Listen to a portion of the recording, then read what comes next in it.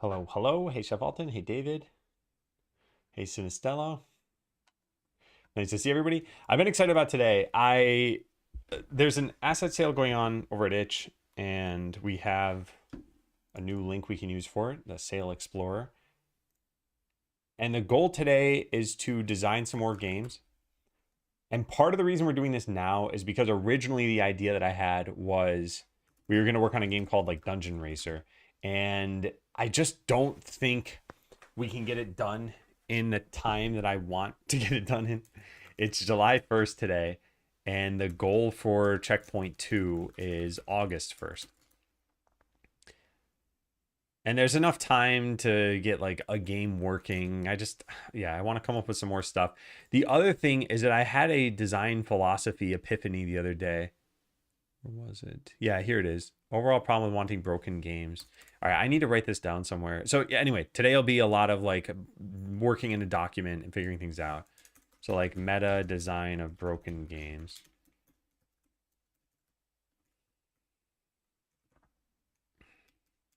So bypassing the mechanics, changing the mechanics, or abiding by the mechanics. And yeah, this doesn't have to be a combination of games. For example, imagine a game like Mega Man, or a combination of genres, just mechanics. Imagine a game like Mega Man, platformer, with, or like action platformer with shooting that turns into Sonic. Action platformer about speed.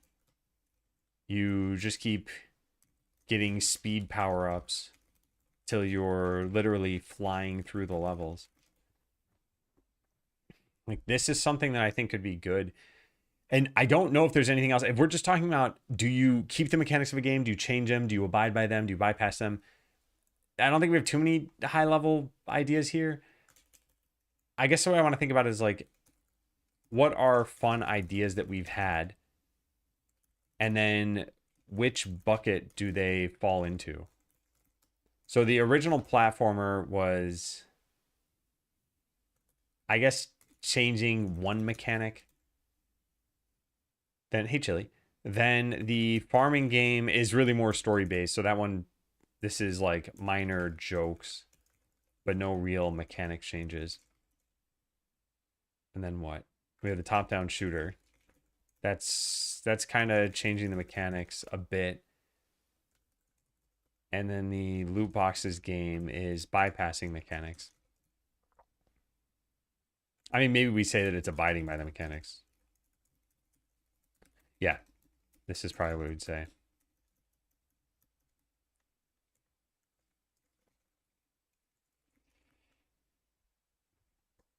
Yeah, so I think changing more mechanics would be interesting.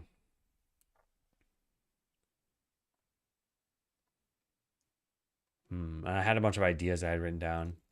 Yeah, you're in a Terraria style world, but it's 100% blank at first. Where is this? We have some like genre ideas somewhere. Sub games. Genres. Yeah.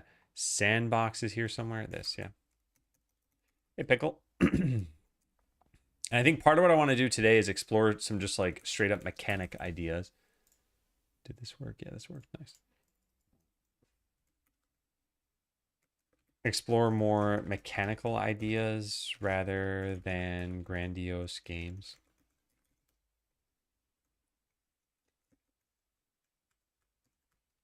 It could be that cards control a different game. Could be that the cards control a different game that is normally manually controlled. Platformer having move, jump, and attack cards.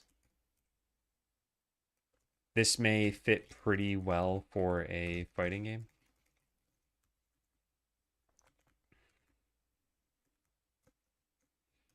Yeah, another idea that I had was card game where the cards slowly fall to the table and it's just about playing them super quickly. This we can throw into our mechanics document.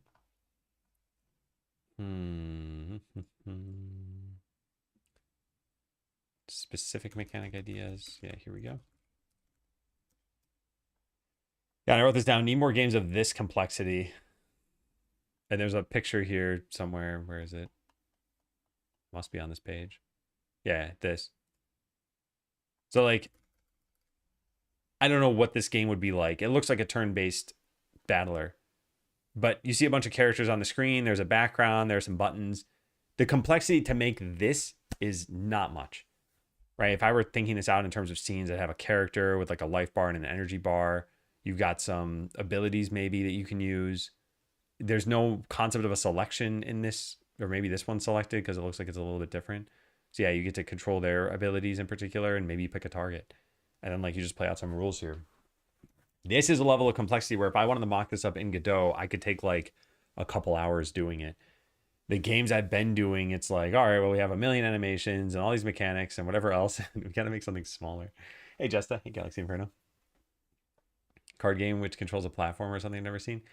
Yeah, and it kind of reminds me of Puzzle Fighter. The way I'm talking about this, at least. Puzzle Fighter was a game where you're playing a puzzle game, but it's visualizing two people fighting in like a Street Fighter style game. What is happening here is purely visualization. It doesn't really matter if you like there's no life bar here. But imagine if there were. So now you're completing a puzzle game and this doesn't actually have any impact. It's just who wins in the fight. And there are games like that too. I mean, Puzzle and Dragons is kind of like that. But yeah, something along those lines. So we're going to look through the assets. We're going to try to do this in a bunch of different ways. I have a bunch of things I potentially want to buy. And at the end of this, we need a list of things to purchase. So assets to purchase.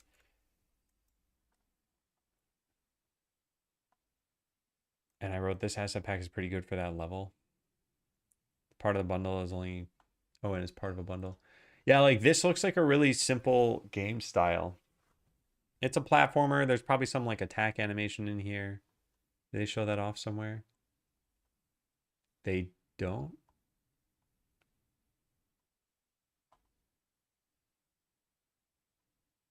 Varied animated characters. You can check all the assets here and a comprehensive guide here. Okay, yeah. Oh, neat. Okay. Cool. So what do they have? Idle, walk, run, stab, slash, air attack, defense, jumping and falling, wall slide. Yeah, this is kind of crazy.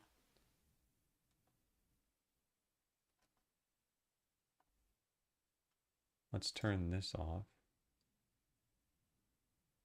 I just want it off for right now. You're a warrior, characters. Yeah, there's quite a lot here. And I think these are meant to be equipable. I'm not totally sure. 300 items. Ah, good. items.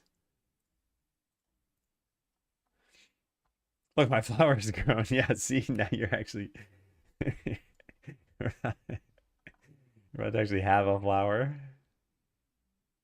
Raised $9. And this is part of a bundle. This one is $1.50 for just this. The bundle is for everything.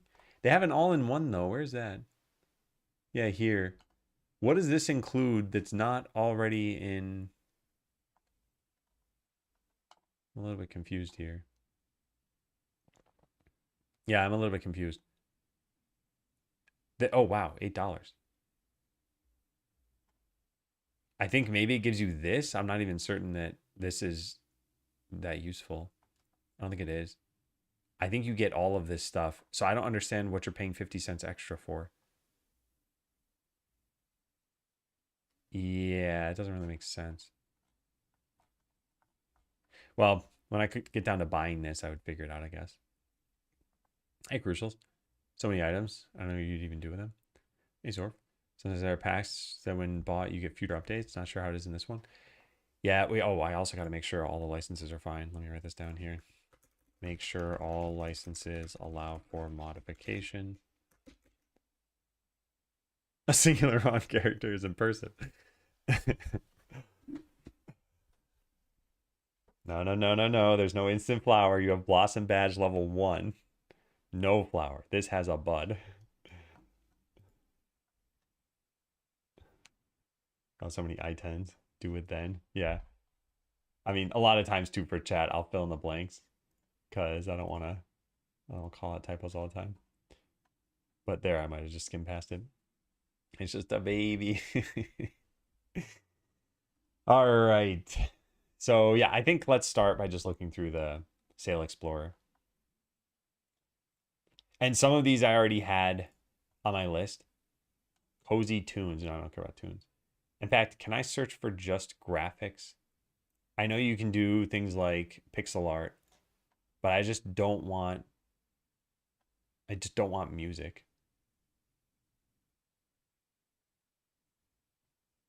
Oh, weird. You can't choose no AI?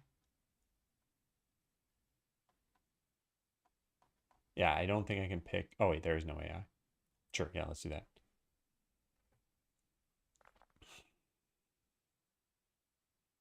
All right, we're gonna ignore the 3D stuff for right now. So this is already on my list, and this is one of the rare asset packs that I feel like has enough to make an entire game. There are a lot of different enemies, there are bosses, and I came up with a game idea, but it was before we had a lot planned with Stuck in a Broken Tutorial. Also, at some point, okay, we're gonna be all over the place today. I think that should just go without saying. So let's go into the main design of this. World, themes, art, polish. Do I have anything here? Terms? Game mechanics? So high level brokenness of games. See scratch section here. That should work. Yeah. The summary is that the default way of breaking games is to change the mechanics of the games. That way it's always fresh and interesting. This could be in the form of combining genres, fighting game controlled by playing cards, changing mechanics, Mega Man, but where you keep getting faster and faster until it's like a Sonic game.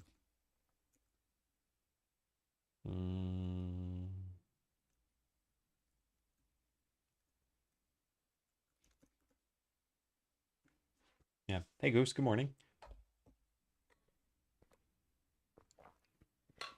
Tell him that he's officially an influencer. All right. Let me save this in my back pocket for when he comes by. Oh, man. All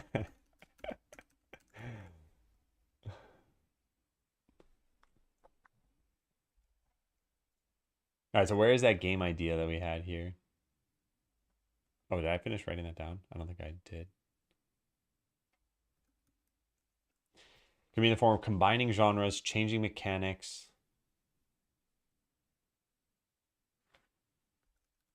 I guess within a genre.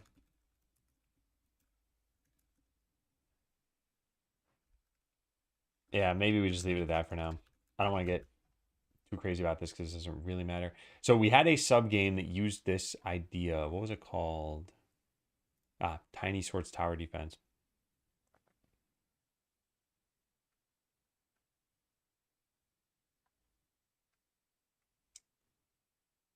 Yeah, I had some jokes here. Honestly, I think we need to put some more thought in this. Hey, Kyle. Like, I really like these graphics. I like the style. I like pretty much everything about this. We have a lot of graphics that are in this same sense where they have characters moving left to right. In fact, I think all of these are left to right. Is that correct? Do they say this here?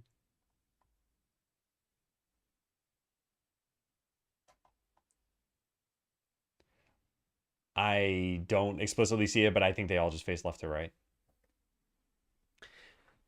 I want to come up with something for this. How much is this now? It says minus 35%. 975. Okay, so it's not cheap. And that's where, yeah, having an idea for this would be great. So let's think about it. In terms of changing mechanics, like you look at this and is it even called a tower defense pack? defense towers. It's not explicitly for that, but that's kind of the most prominent theme that comes out of this to me. Maybe RTS would kind of fit into it. Like you could select buildings and produce units and stuff. What would you combine this with?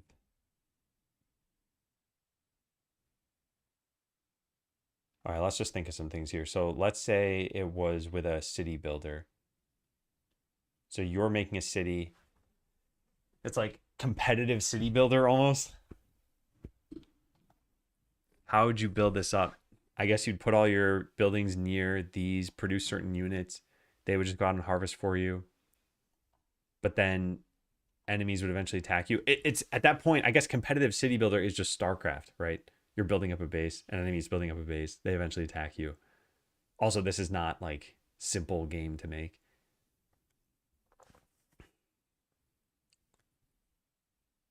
Yeah. I'm going to just designing more games. So tiny swords.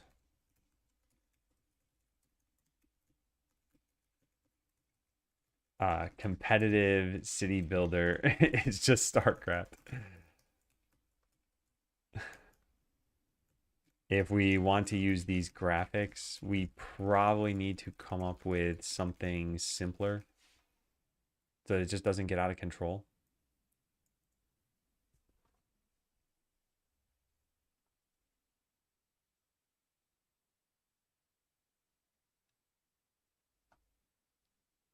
Yeah.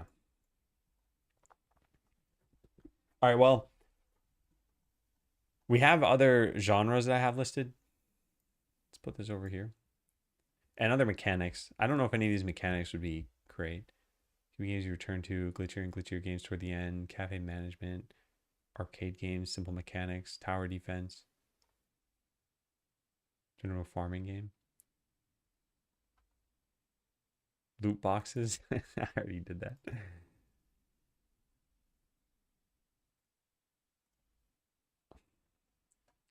All right, so where are the genres that we had? I think touching every one of these would be good. Hmm.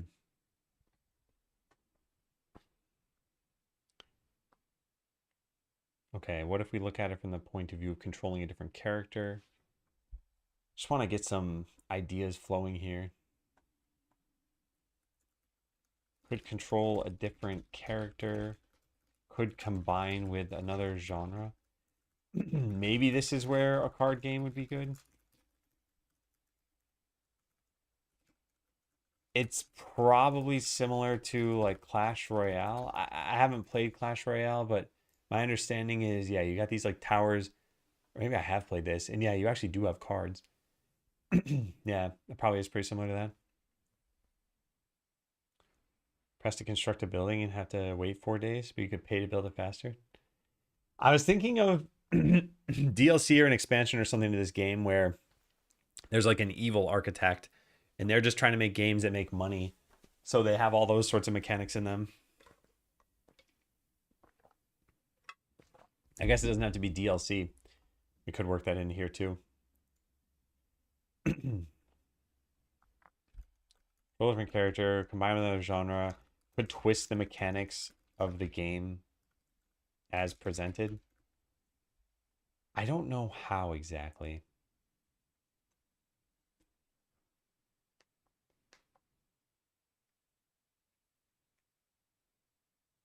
Every unit, pawn, and building.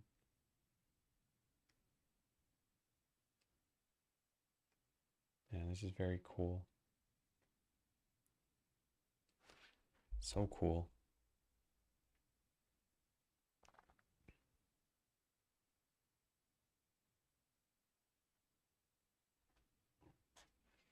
Hey, Nabok.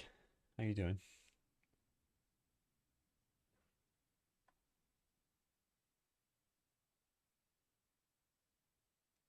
Hmm.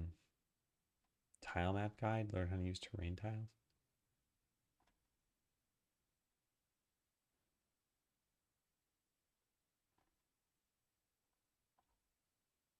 Well, it's cool that they did this.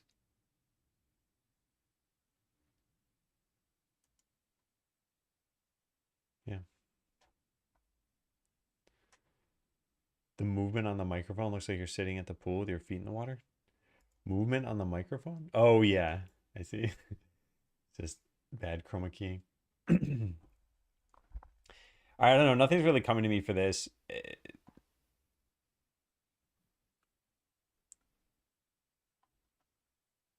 And this is what today's all about. I want to still look at it for longer. I don't want to just give up on this. What do I want to do as an idea here?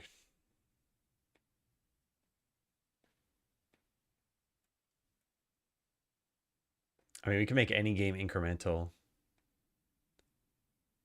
Could be they're creating these units and getting like random upgrades and stuff. I don't want to do that for everything. And I wonder if we should just buy this pack knowing that we'll eventually do something with it.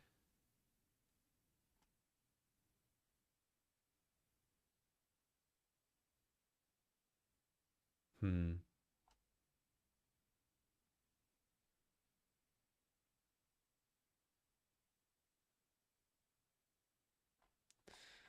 Yeah. Hmm. So the genres that I think this would be great for: RTS, tower defense, which is kind of an RTS.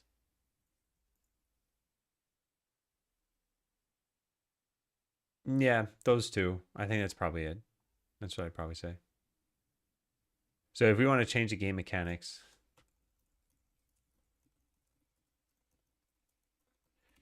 well, we could have it be broken in a different way.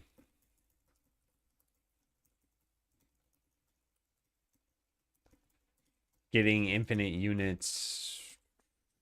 Well, I don't know. Yeah. Befriending the enemy factions, etc.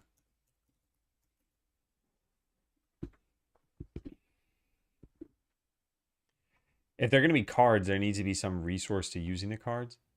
I almost wonder, like, what if you got resources in the game and the resources that you got in the game let you use cards? So, like, harvesting these gems is how you use cards. And you need to eventually get to the point where you can get more gems so you can play more cards.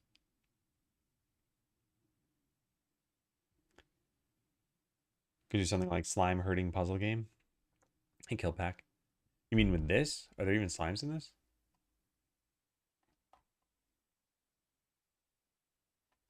I don't think so. I mean, you could herd sheep or something. There are sheep.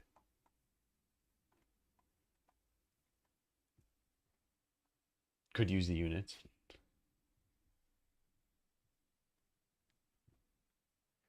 I think given that there are attack animations and everything, I'd want to have that play out somehow.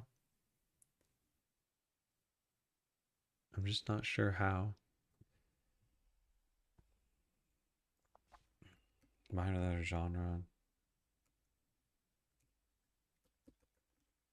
Probably be similar to Clash Royale though. Like maybe harvesting minerals in the RTS side would let you play cards.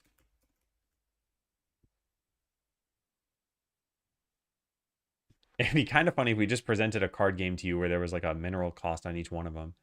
And then you're playing the card game and it's like, well, you ran out of minerals. You got to go get more. So now we like plop this into the screen. It's like, all right, go get minerals. Well, now you got to protect your units from getting destroyed. At that point, we're just making a full game though. And again, I want to be careful about this. Like a game like this could have a place. It's just maybe we want to make another like 5 of those scope and maybe, 10 or 15 of a smaller scope.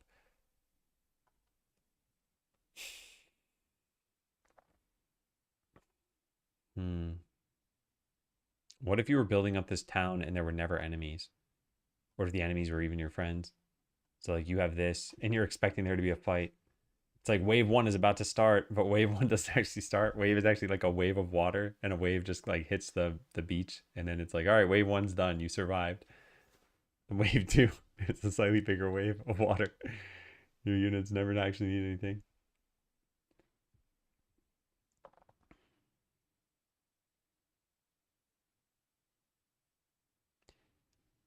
Yeah, I don't know. I want to come back to this, but I still want to make some progress on it too.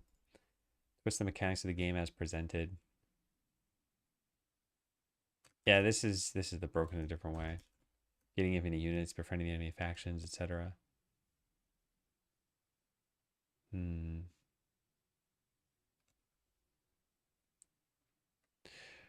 Well, what else are we talking about here? Change the mechanics of a game. I think combining this with another genre would be interesting.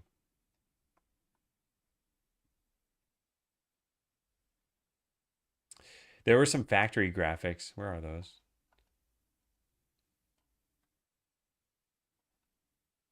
It was on one of the first pages here.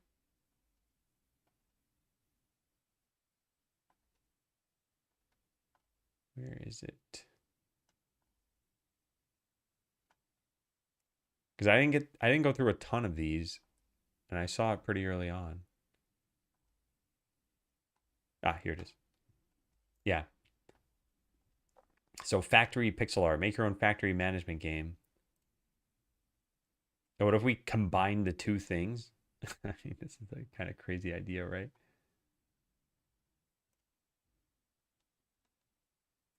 How would that work exactly? Like you have this stuff going on, and I don't know. Yeah, you need to merge this somehow with you're getting these minerals and they go on a conveyor belt and something happens. I don't know enough about factory games to know what would be fun here. Because that have to be more than just routing resources from one thing to another. There'd have to be something like, yeah, power stations and some duplicator, something else. Something like swords and sandals. I have not checked this out. What is this?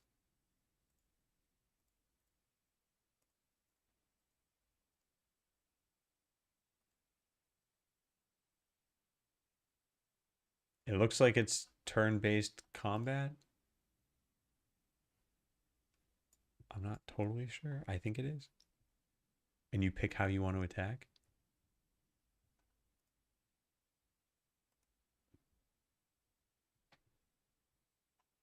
Hmm.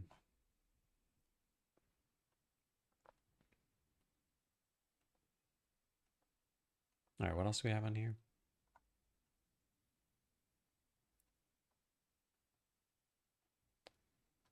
Creature collecting game. Could you work that into this?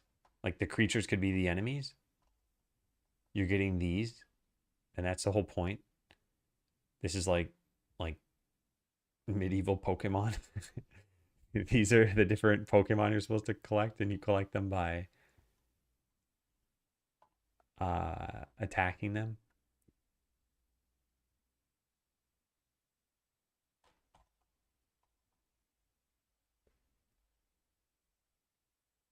They have attack animations too. Hmm. There's a game that I liked called Forager. Forager had this concept of like a bunch of interconnected islands, and each island had its own kind of mechanic or gimmick, as far as I remember. And it was a kind of a farming game, kill a bunch of stuff, collect loot, build things. I almost wonder if you could do something like that here. This is one island, and you have to pick which next island you want to go to. And the islands would have different resources on them.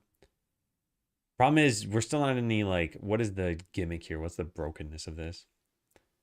Fire Emblem type of game would be neat.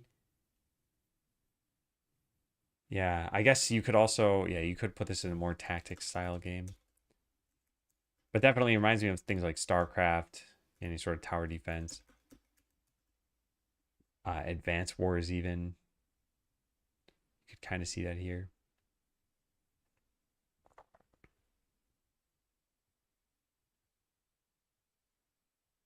Hmm. What if we leaned into, yeah, what if we leaned into one of these games? Like, let's say this is the game. You produce units from buildings. It's an RTS. You can, whatever, build these towers, put archers on them or assign them there, build up your farms or something, get these pawns to go collect resources, and then enemies start spawning in waves. Like that as a game, I could see that being fun. I could see having to manage resources. Pretty much, yeah. We're making an RTS or a tower defense at that point. That's not the game we're making though. We're making Stuck in a Broken Tutorial. So it needs to be broken in some way. And I just haven't figured that out.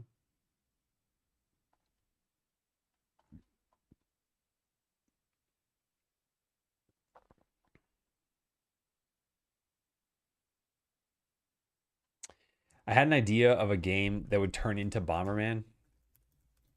I'll just type Bomberman 64 here just to pull one of these up. Or actually maybe like Super Bomberman. Yeah, imagine a game like Zelda where you get bombs, but the bombs are meant to blow up walls and find secrets. And I guess you can use them on enemies. But now imagine you chain them like you do in Bomberman. And that becomes the point of the game. That's the thing about mixing genres that I was kind of talking about. Hey, Method. So here we have a bomb character. Yeah, imagine if you just the goal was like get a bunch of these characters and turn this into Bomberman. In fact, maybe you're supposed to blow up an enemy city doing that. Like you are playing as the enemy team.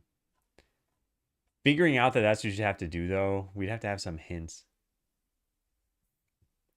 Creature collector or battler, where every battle, when you level up, you get weaker until you can no longer win a fight and white out, which in this case is the portal of the next game.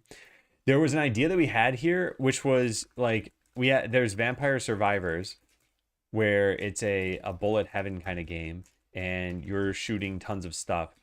Imagine the opposite of that, where you're a werewolf and you can't control your actions, and you're like killing townsfolk. So you need to weaken yourself to the point where you don't do any damage. And now they're like, oh, cool, the village is saved, but you're still like slashing at them, just doing 0 damage. Yay. So I do like that idea. And I think that's a good way of changing the mechanics of a game. I think the problem is I don't have an obvious idea for how I change the mechanics of this game. And actually, this is something I should probably write down. Open this document a third time. Yeah, I think there should be a random 3D game in there. And I got some ideas for that. Go back over to here and let's go to game mechanics. Good way of subverting game mechanic expectation is the Vampire Survivors idea, where you're a werewolf who is killing townsfolk. You actually want to save them, so you downgrade your character rather than upgrade them until you're no longer doing damage. I think this is a funny presentation of this. Not a good way, a good example of subverting this. I just don't have any ideas for this. And maybe it's worth listing out what are the tropes of RTSs or tower defense games. Like, I think of tower defense games as like you're upgrading all these towers. You have to learn all the different wave mechanics. There are flying units versus there are ground units. There are different damage types. So you might have splash damage. It's really good against a bunch of weak enemies. And then there's strong single target ones. You could slow enemies down. And all those different mechanics themselves are kind of a trope. To the point where it's like we could take this to the extreme and have, I don't know, you could inflict hunger on an enemy. And when they get hungry enough, they have to go find a sheep to eat. And I don't know, it turns into like a Sims style game almost. RTSs, I guess I think of it in terms of there are like a million micro actions you could perform. Hey, Phil. It says tickle. I'll write that down.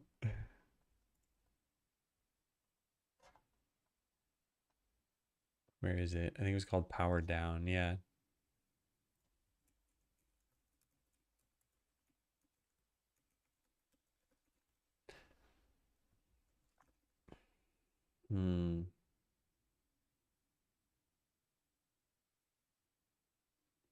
All right, what if it was a play on tower defense? Like tower defense is all about defending towers, really like, or it's using your towers for defense. What if the towers themselves needed to be defended? So these towers are the important point. It's just a reframing. It's not that interesting, I guess. Maybe what if it's that towers were attacking you? Okay, see, that's, I think that's along the lines of what we actually want here. Tower defense. The towers are the enemies. They're attacking you. And maybe that's how you don't even realize it. Like you are unknowingly placing towers thinking they're going to save you. Then they start killing your own units. Problem is that you would realize within a single wave that this happened and then fix it the next time around. For a single joke, it would be a lot of work. I mean, you could simplify it, right? You could just have like you place towers down and you place like units down. And the first time it's like, okay, put towers down to protect against the enemy waves that are going to show up. And then the towers kill your own units. It's like, whoops, okay. I guess this is that kind of tower defense game. Although maybe at that point, maybe it's like on rails. So you have to put down the towers. And then realizing that they attack you, you like made the end boss. And you need to go start your own like enemy troop. Game is on rails in that sense. You put down the towers that will eventually become the end boss. They kill all of your units and then start marching toward the town square. You have to build up an army of enemies that will destroy the towers. Okay, this I like a little bit more. Also, there was an explosion animation somewhere. Where was that? They had a particles thing. Here it is. Yeah, this. So like that'd be pretty cool for these towers that are moving around and eventually attacking. We probably need to wiggle the towers a little bit because the towers don't currently have animations. That way when they're moving, it kind of looks like there's some movement to it. I think there's something here. I don't think it's complete yet. And there'd be no hurt animation for the tower either. And there's actually no attack animation for the tower. It's technically just the character standing on top of it that'd be attacking.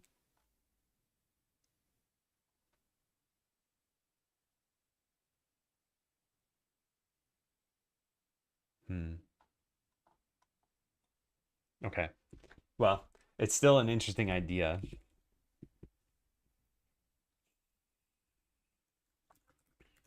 We don't really have the animations to sell this idea for towers. Need movement, attacking, getting hurt, etc.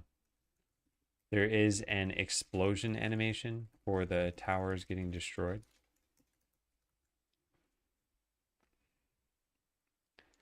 What else could we do here? They have different colors, which I really like, for the different factions. And there was a game called Galcon, which people have probably played a game similar to this, even if they don't know by that name. But this is a game where you have planets that have a population. So this one's got 5, this one's got 269. And that's how many units you could send out to other planets. And the goal was to just take over the whole galaxy. And the larger the planet, the more it would produce in terms of population per second. So like the largest planets might produce, 3 units per second or something. So you might want to go capture those, but then you got to consider positioning as well. It could be something like that, where this is really like Galcon mechanics inside of a tower defense game. So when you send maybe, I don't know, like this character over, this monk character, maybe they can take over one of the other towns. And this could all be taking place on these islands. Yeah. Could combine this with Galcon.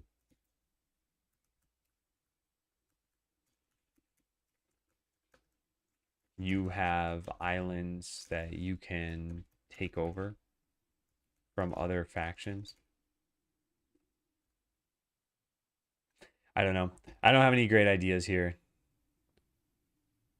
Yeah. I think that's what we've learned. And the ones, whatever I had here originally, did I come up with anything? Kind of enemies ignore terrain. Wolves just walk on water.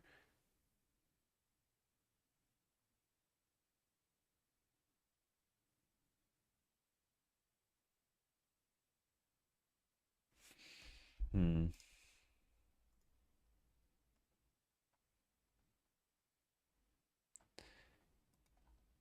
Yeah. Yeah, I think we move on from this. I think that's the problem that I've had with this one so far. I just can't come up with something that's good enough in terms of ideas.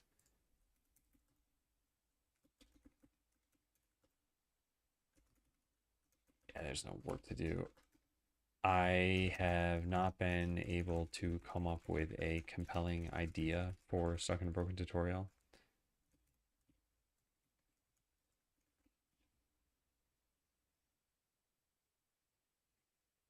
It says the enemy pack is 15.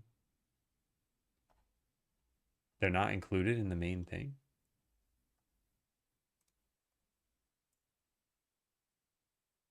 Oh, I see.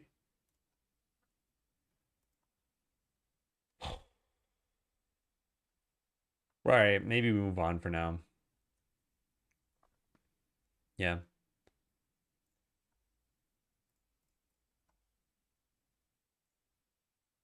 There's no AI. All right, so we looked at that. Modern exteriors. I've seen this. I bought a couple other packs from this artist. I don't actually think I have much of a use for this. I think I'll skip that for now. I do want to come up with some like I don't know, just some arcade game, something that's like a single screen game that we don't need to worry too much about. And the loot box game that we started working on is essentially a single screen game. It was a little bit bigger, but like all the action that's taking place is pretty much in this area. I would like something where you're not even scrolling the screen though. This is a pack I already bought. We're using it for the farming game. There are a lot of other pieces to this asset pack though, like mining and enemies. Actually, that's kind of it, right? Yeah, I guess it all resembles a farm game in the first place.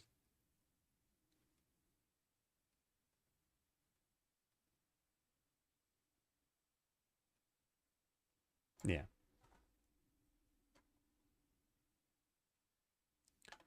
Jumpstart 8x8. What is this? Interesting.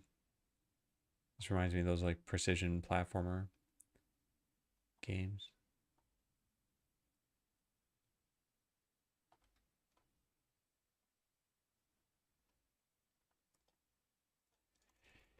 Yeah.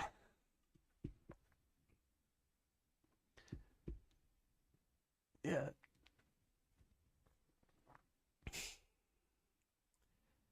I don't know. I like this well enough. I don't know how much money just the pack is. 650. I don't think it's worth 650. 3D pixel art base project. I don't know about that. I don't know about any of this. Yeah, I don't know about any of this stuff. Just this one's all I'm thinking about here. And even then, like, I don't want to make a precision platformer game. Could we do something different with this? What if you what if you played as the spikes in this game and your goal was just to make sure that the character got killed? They have like a death animation here? Idle run, balance, sneezing, ledge grab, ledge, facing away, falling, jumping, and more to come in the future. Yeah, I don't feel like this pack is totally done. Although it was worked on in 2025. They don't have a death animation for this?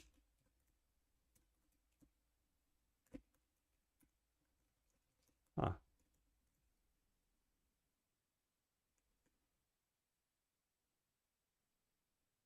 Yeah, huh. Interesting.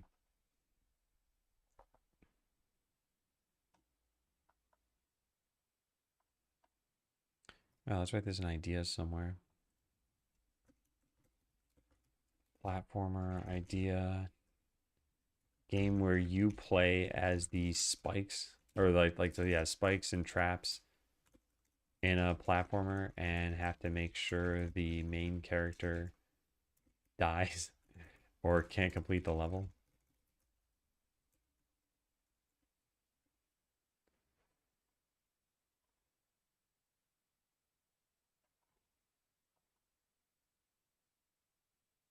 Yeah, this is where I left off. All right, let's just close everything else for now.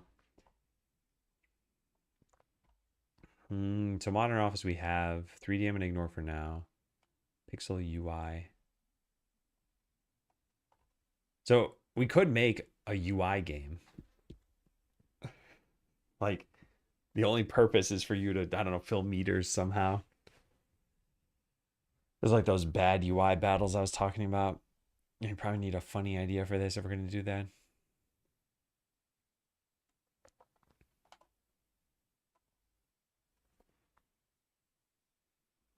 Hey, Campbell Soup.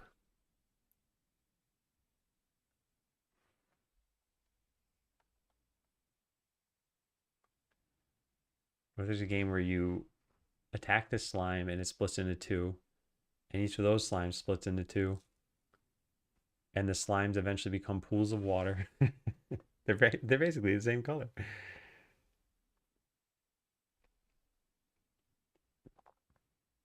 I think this goes deeper into the design that we were talking about here, which is why I should probably just be writing some of this stuff down. I think that I wrote this elsewhere, but the purpose of any of these sub games is either fun, humor, or story. Well, it's not either. Hope Wednesday's going well for everyone. It's going well for me. I had a dental appointment this morning. I woke up very early for that, unfortunately, because I didn't want my alarm waking my wife.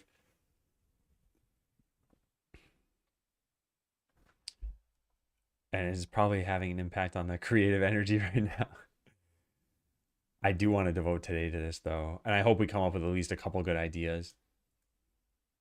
I mean, so far it has not been super fruitful. All right, did I write this down here? Story.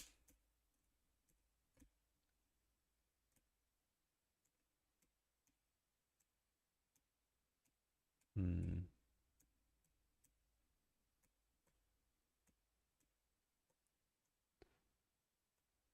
I didn't. No, I didn't. I should write this down. They never attack you and are confused on why you keep shooting their ships. You find out that you're the enemy. You're the alien. These are all like a human fleet that's just paralyzed in fear. See, I like these ideas. I think it's like, how would it play out? So you'd be in this game and you'd realize like, oh, I wasn't supposed to do this. So now we'd have to restart the game for you, and then you do it the way that you realize you're supposed to do. Alternatively, I guess maybe a funnier way of having it play out is you do the thing that you think you're supposed to do, only to find out you're not supposed to, but then the game has already ended by then. So it's like you just wiped out all of humanity. Yeah. Kick you out of the game to something else. Yeah, that's kind of what I'm thinking about. Let's go back to game mechanics here. Should be fun, funny, story driven, or some combination thereof.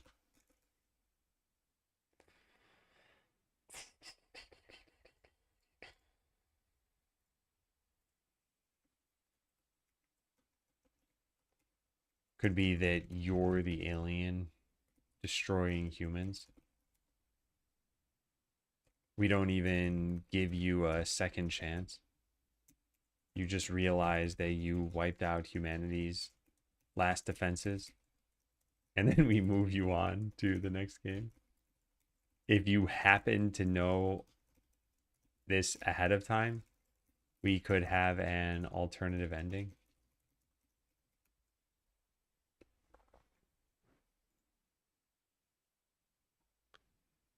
All right, so we have Heroes 99. So yeah, we need a game of this level of complexity. And it's probably about time we started planning a turn-based battle. Whether or not we use this asset pack for it, I don't know. Because I think there are only 2 enemies in this asset pack anyway. They have the thing crawling. They show the enemy graphics here? No. And they're probably not. They're probably not adding on to this at this point. Also, this is pretty expensive, right? $19 for this? I get that they made a whole bunch of characters, but I might only need like 1 or 2 from here.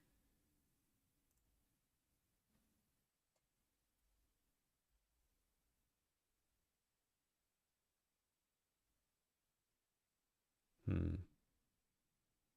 Oh, you know what'd be funny is a turn-based battle, but where you're fighting in real time. So like while it's the enemy's turn, you just like walk up to them and attack them. And as long as you're not standing in this row, they can't ever attack you back.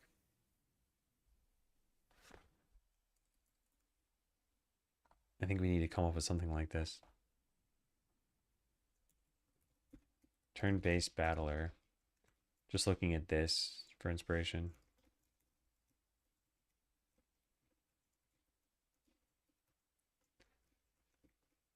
Could be that you're acting in real time, but the enemies are still taking turns. They don't even attack you if you're not where they expect.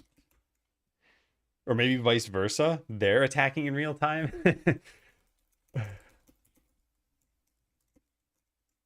They're the ones attacking in real time, and you're the one taking turns. That'd certainly make it harder. You know, you're like, oh, I have to pick attack from here, but the enemy's already just coming up and attacking you.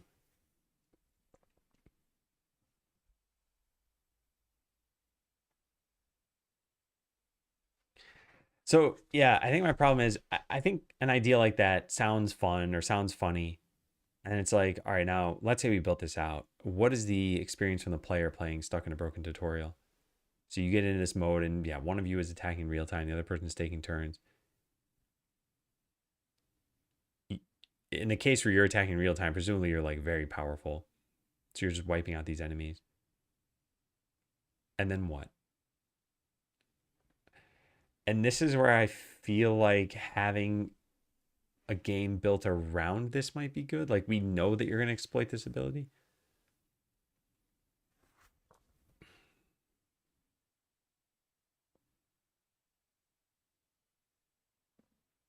Maybe just kill the enemies and then seemingly nothing happens. You'd control one of these characters, right?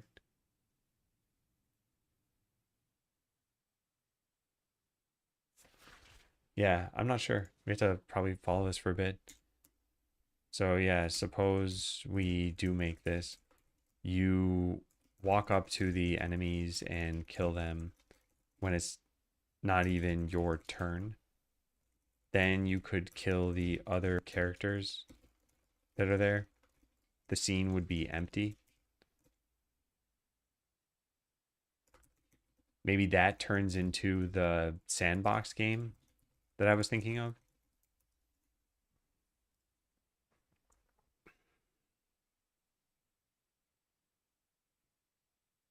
And maybe that's it. Actually, maybe it's just like we just had a micro idea for this.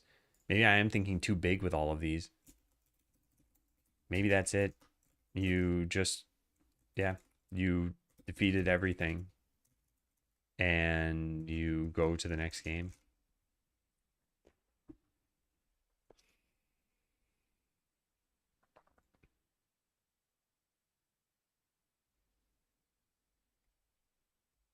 Hey, Sarah, how you doing today? Is today the day where you're gonna be doing the work you were supposed to do yesterday? Or are they putting it off again?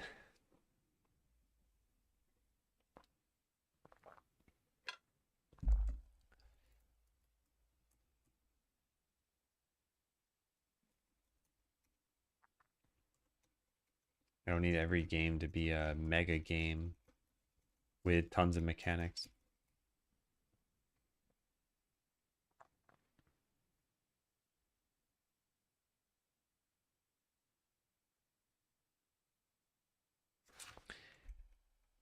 Maybe that's how this works.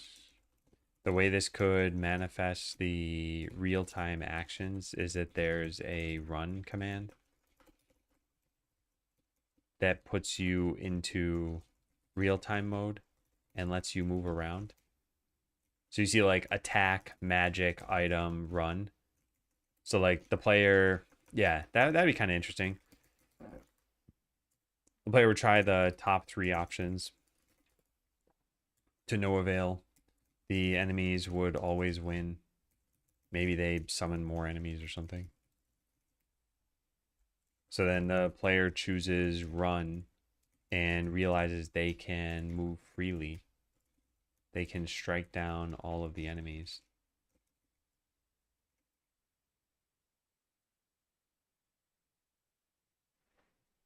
Yeah, today's the day. Going in an hour or two. Okay, yeah. Cool. Okay, I like that idea quite a lot. That we make this look like it's just a regular turn-based game. I don't know if this comes with any UI. It doesn't look like it. I also don't think this is the pack we would use, only because the expense is quite a lot. Like $19 for what I'm going to pretty much just use this. I don't want to pay $19 for that. But I do like this idea quite a lot. So I think this is a good one. And then, yeah, the game would just end. And maybe there's a portal behind one of the monsters. Portal, maybe, yeah. Maybe a portal opens when you kill all of the monsters. I like that. Could be the first, like, micro game that we do here. Or mini game, I guess.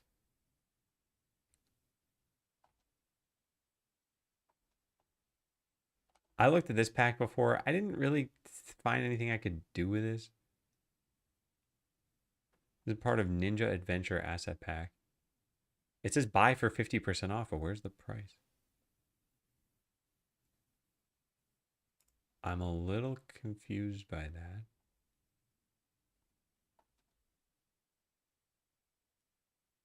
Yeah, it's CC0. What? How do you have a... What? Am I missing something here? The asset pack is free. How is it on sale if it's free?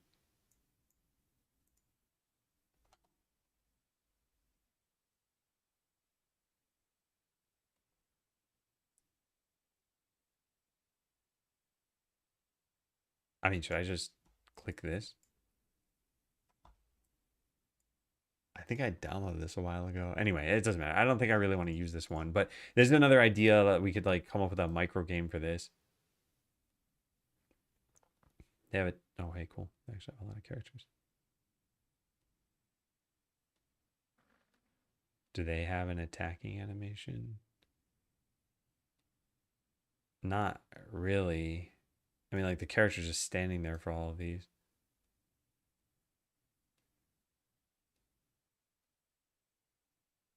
They have a rolling animation, walking, sort of a jumping one, maybe swimming.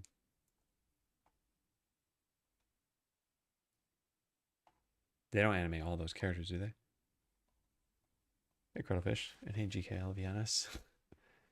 And this free one not on sale. Maybe? I don't know. Yeah. Not sure how that works. Monsters with animations, 9 bosses, items. Over here, I think, yeah, we have a... Whoop. You gotta click run, apparently. All right. Yeah, there is an attack animation. And this was the game where doing something makes you move up, right? Maybe they fixed that bug. Because I think there was something that, like, every time you press space, it would move you. It's not happening now.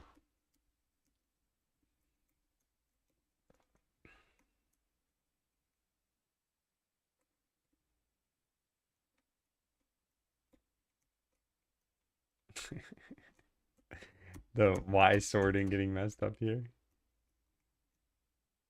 Dojo, no, that's a doggo.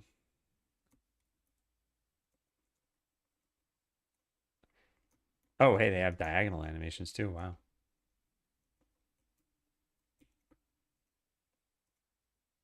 I think they fleshed this out from when I last looked at this. Yeah, anyway, something like this could potentially be cool to use. Yeah, I think they did flesh this out. I don't remember any of this being here.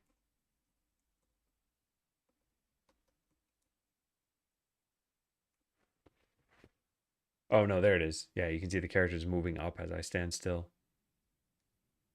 I remember there was some bug like that. Hmm.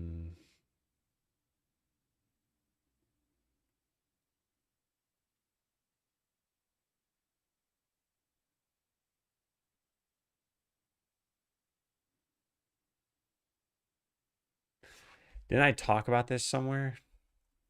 Ninja. Ninja Adventure. I apparently don't have Ninja written here. I could have sworn we talked about it at some point, though.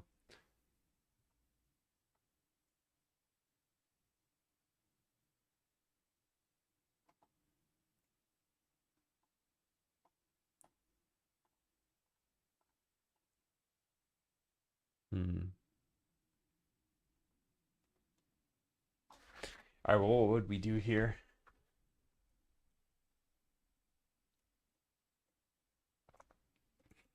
It'd be funny. There's like lawn mowing simulator. I know a lot of people play Zelda games and they get amused by the whole you can cut the grass in the games. What if that was the whole thing? Like your ninja landscaper? Oh my god. All right, that's pretty funny. All right, so the turn-based idea I like. I want to keep that somewhere. Yeah. But then this is ninja landscaper. Oh my god. All right, we got to write this somewhere too. Let's go put it in the sub games. Can you go to the topmost screen and see where the character goes? Maybe there's an Easter egg. I tried this before. I don't think there is something that lets you. I don't think there's an intentional Easter egg because I don't think they intended for you to exploit this. Is there collision when you do that? Yeah. So if we just let this keep going, I think they'll just go off the screen. Oh no, they stop. Yeah. But if you do this right here, for example, I just let go of the keyboard completely. I think it does navigate me to the next screen. No, it does not. Oh, it does. Okay. Yeah. I want to write this somewhere. Where do we put this? Sub games. Yeah. Turn-based battler.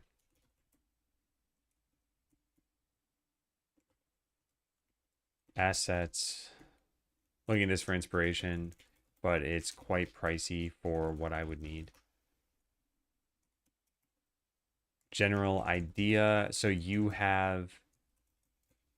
are thrown into a turn-based battle with actions attack, magic, item, run. Every action other than run will eventually cause you to lose. Run puts you into a real-time mode where you can freely attack and cast spells.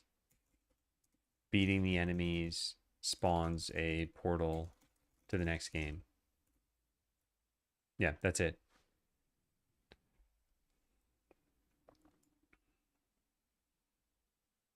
They do have collisions, yeah. Oh, an ad just started. I didn't realize it'd been that long already. All right, so we should come back and talk about Ninja Landscaper at some point. So I'll go take my break now. Is it jump time?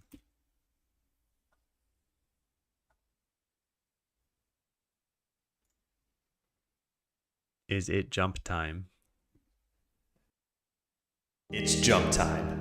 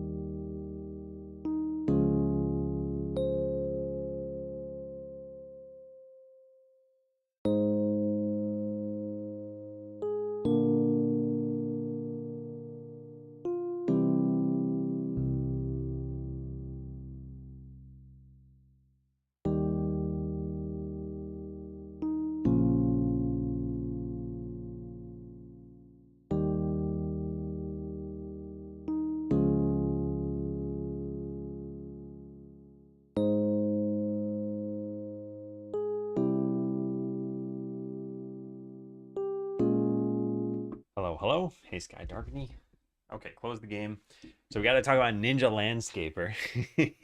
I like the idea. So basically, you're in a town, and I think the game pretty much writes itself. You're in a town. The town is overrun with grass, which we can't cut the grass here, I guess. We got to probably be able to do that. You can cut the bushes. Maybe we could just delete the grass texture. Yeah, we could probably just delete it and have that same animation. Yeah, we just need some random leaves, right? So, and there could be enemies. Yeah. We don't have a lot of animations for this, but yeah, I think we use these graphics. Where are the other, yeah, like these, you could use special attacks that spawn a bunch of shurikens in kunai and what else? I don't know, these sorts of things. Maybe this is how you water plants. You don't need to water plants though.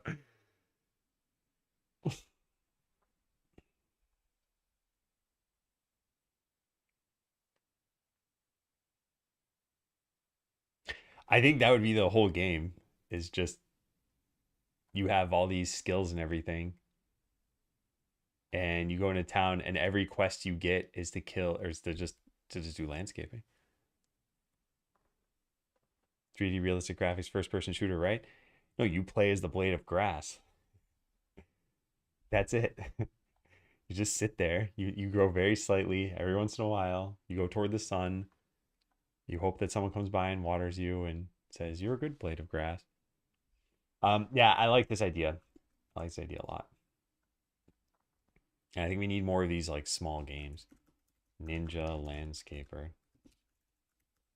Asset pack. This overview. You spawn into a town as a ninja. You have all sorts of attacks and skills. You only get quests to do landscaping, which just involves cutting bushes and grass.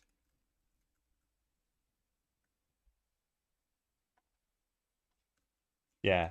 Completing them may give you legendary items that say like kill the next boss in one hit, but there are no bosses.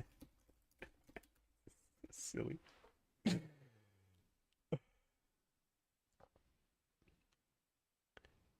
you have a game where you're a blade of grass? Sounds amazing for the level of energy I have. A lot of mountain biking. Oh, nice.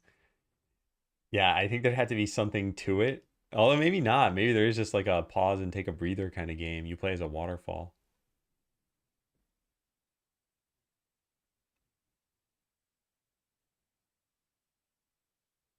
Yeah, having enemies actually spawn at some point could be kind of interesting. They look kind of like they're plants. And you could defeat them, but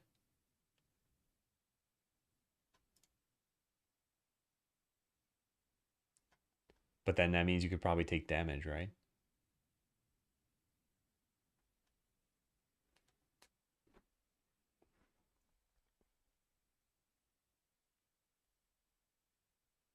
Yeah, anyway, this is a cool idea. I like this.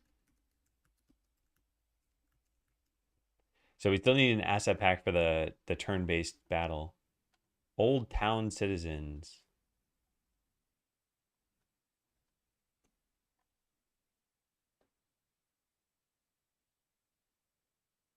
Mm.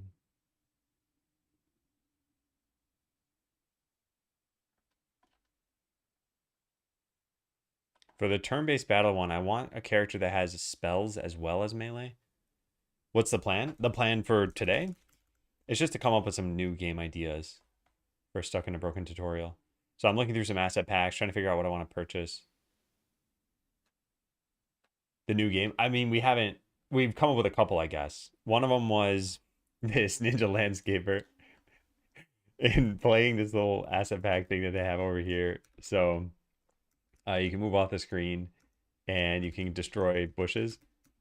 And yeah, what if that was the game pretty much? Like you go up to this character and they're like, hey, I need you to come to my house. I've got a bunch of overgrowth there. So you go over here and it's like, all right, I cut all the bushes. It's like, cool, thanks. Here's a legendary item. Then you go over to another character, also just cut some bushes. That's it. I think it'd be neat.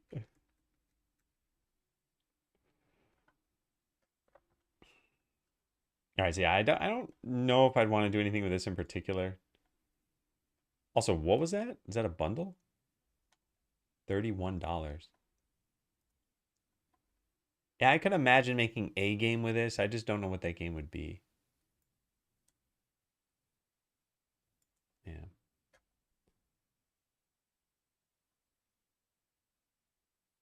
All right, what do we have now? Fantasy tile set exterior.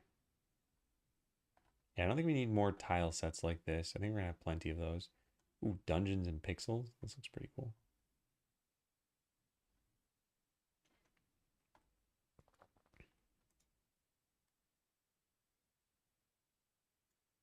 Yeah, there are a decent number of asset packs that look kind of like this.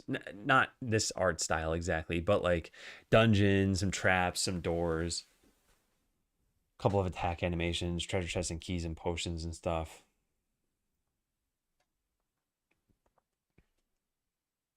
Yeah.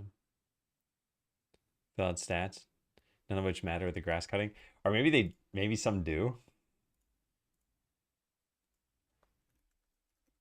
Maybe you see your stats increase, like critical hit. Well, actually, I don't know. The stats could actually have an impact. Yeah, so what is this? What is this saying to me? Hmm.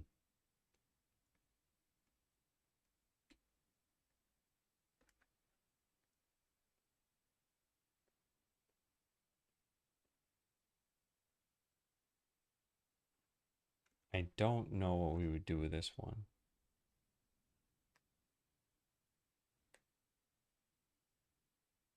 Yeah, I want to keep trying to think of things in just terms of these like micro games. Here it is. Yeah. I've looked at these packs a lot. I like the art style. They're part of a bundle. It's pretty expensive. This is just one of the bundles I thought. Isn't there? Yeah, Epic. No, that's it. Never mind. I thought they had a bundle that had like all of their graphics. Yeah, bundle 1, bundle 2, bundle 4. Am I making that up? I could have sworn there was something where they had like every single one of their asset packs for like $100 something. I don't. Here it is. Complete collection. I think it's this. Yeah, $120. There's a lot to this. Let's just move on for now. Have a list of potential genres. Yeah, sort of. But for right now, I'm just looking at asset packs and seeing like what could we do with it. We have to find a turn-based battler asset pack at some point. Adventure pack grassland. Oh, does that have parallax sky backgrounds?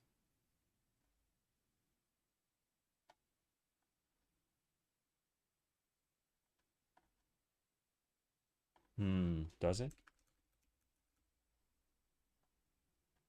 This is apparently free. Where's the download? There it is. Download. Thanks for downloading. I just want to see, does it have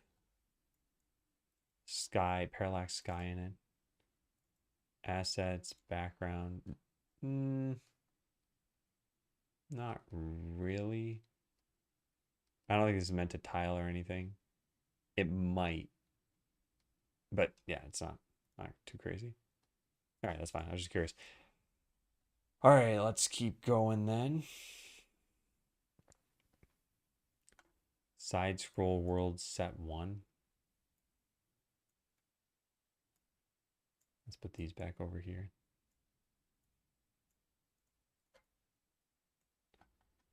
All right, what do we got? Yeah, looks pretty nice. This reminds me a little bit of Dead Cells or Rogue Legacy 2. But yeah, just a world. Pixel art top down village.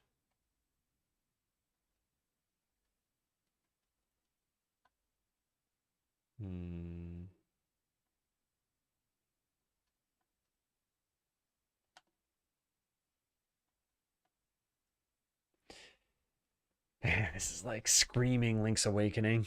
They have a character that looks kind of like Ness over there.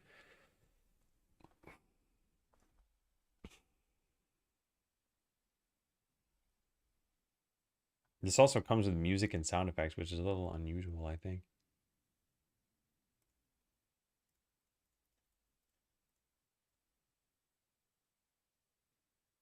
There's some house and dungeon graphics. Can we do something with this? What would we do?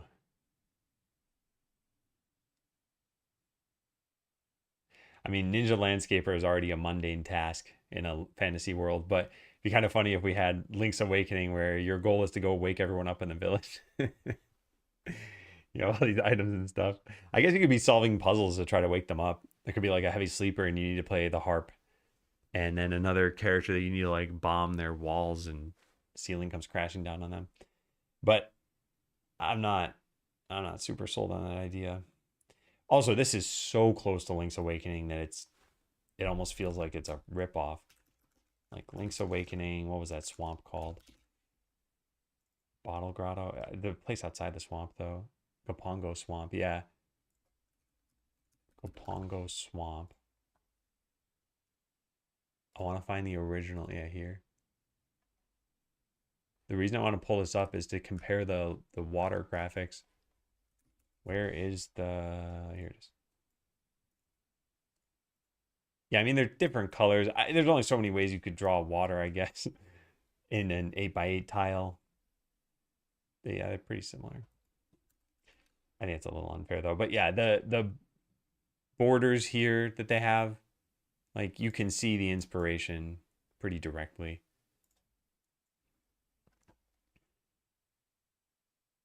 Oh, I already own this asset pack. Interesting. Oh, yeah, interesting. So I could just use this. The other thing, you're the princess trying to avoid the protagonist from saving you.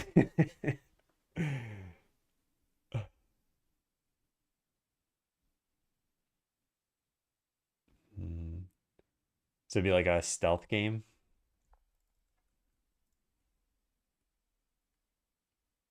I should write this down at least.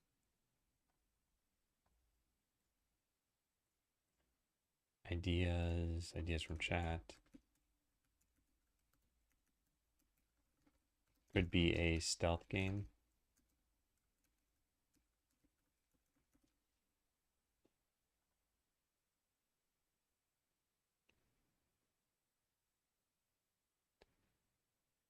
So I'd started to say I don't have any like map editor kinds of games, but I wonder if there's something to be done there. I think that'd be more like a Terraria, Minecraft sort of thing. Anyway, I'm gonna move on from that one. I don't have any great ideas from this. It's also just a tile set for now. What is this? Oh, this is trippy.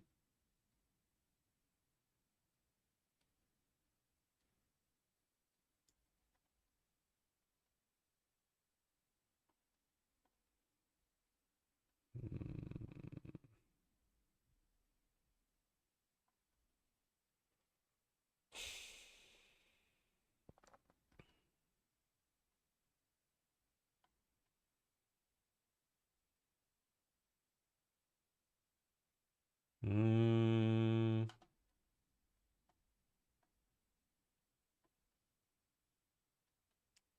I don't know. This reminds me of Windy Beard's Galactic Mining Corp. And that the world looks like something you'd want to dig up completely. Reminds you of Jump King. I think I played that game. No, I didn't. I was thinking of Downwell? Yeah, Downwell is what I was thinking of, which is not the same.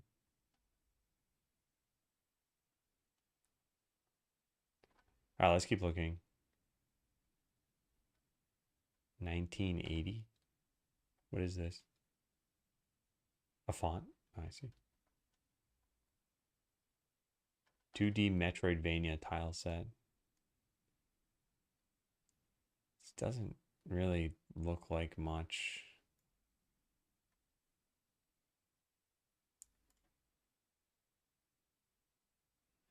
Oh, weird. What? Why would they bundle four different like genres of game together? Who's buying all of these? I kind of like the factory one. I that one's what, $5? Yeah, I just don't know what I do with this. I don't even know what these things are. Like there's a switch, what looks like a conveyor belt. I don't know what that is. Don't know what that is. Some kind of grinder thing. And I don't know what that is either.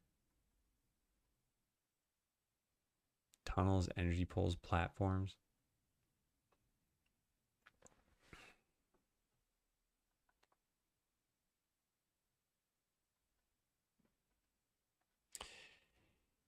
Yeah, I like the idea. I don't know what I'd do. And I haven't played factory games enough to know what other people want to do with this.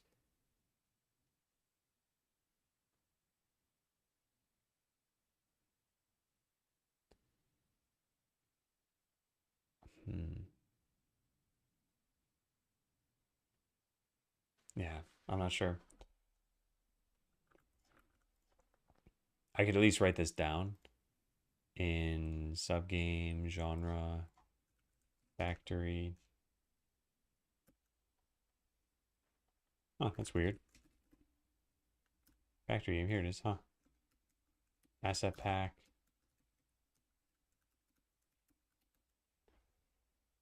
All right, let's keep going. Dungeon we already have. Pocket Creature Tamer. Oh my god. This looks exactly like Pocket Creature Tamer Red version on the game, sir.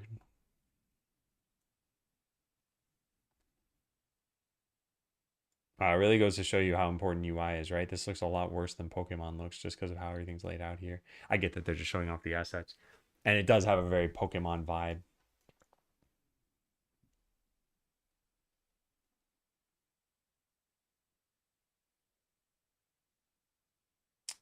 We got to do something with Pokemon at some point. How much is this? 650. On sale, the winter sale, really? Ends July 30th. Yeah, that's roughly when winter ends. I mean, maybe they live in the southern hemisphere, but still, it's just calling it the summer sale. What's this? Clover Valley?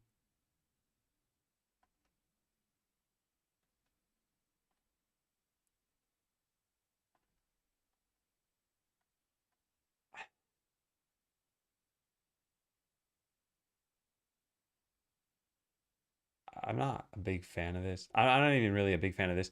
But how many creatures does this even come with? 94. All right, they show a bunch of them here. And what about for battle stuff? Battle VFX, yeah, but how many?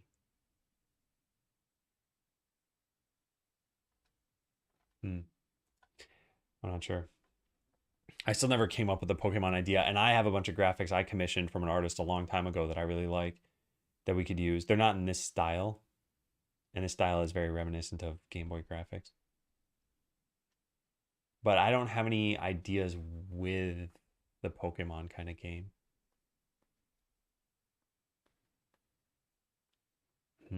Yeah. All right, let's keep going.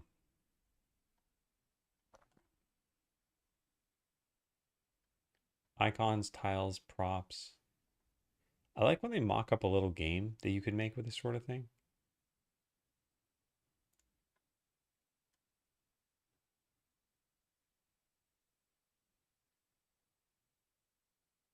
Yeah, because it's hard for me to envision this stuff. Mega bundle, $40, the collection.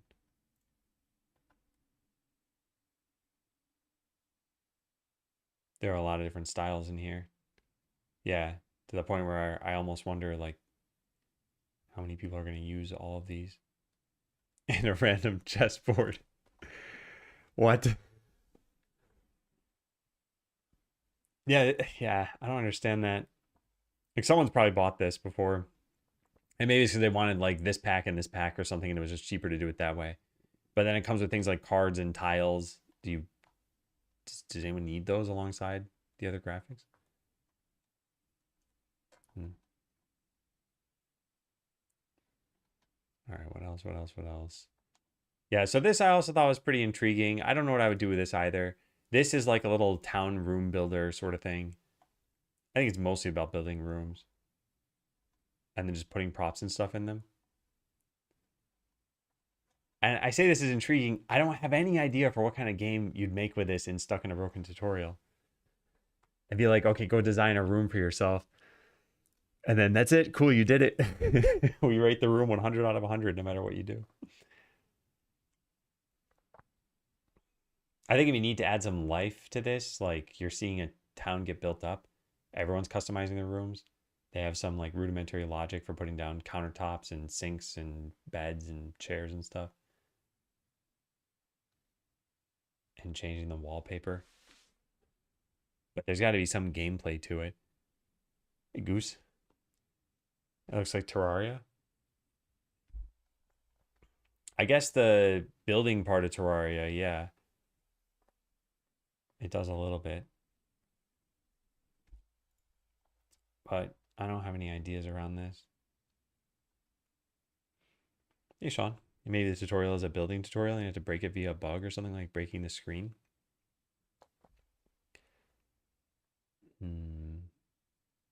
Like part of what I'm thinking is what you're building up should probably matter. This looks like the kind of thing, like, let's say I weren't even trying to make Stuck in a Broken Tutorial and I was just like, I'm buying this asset pack. What am I doing with it?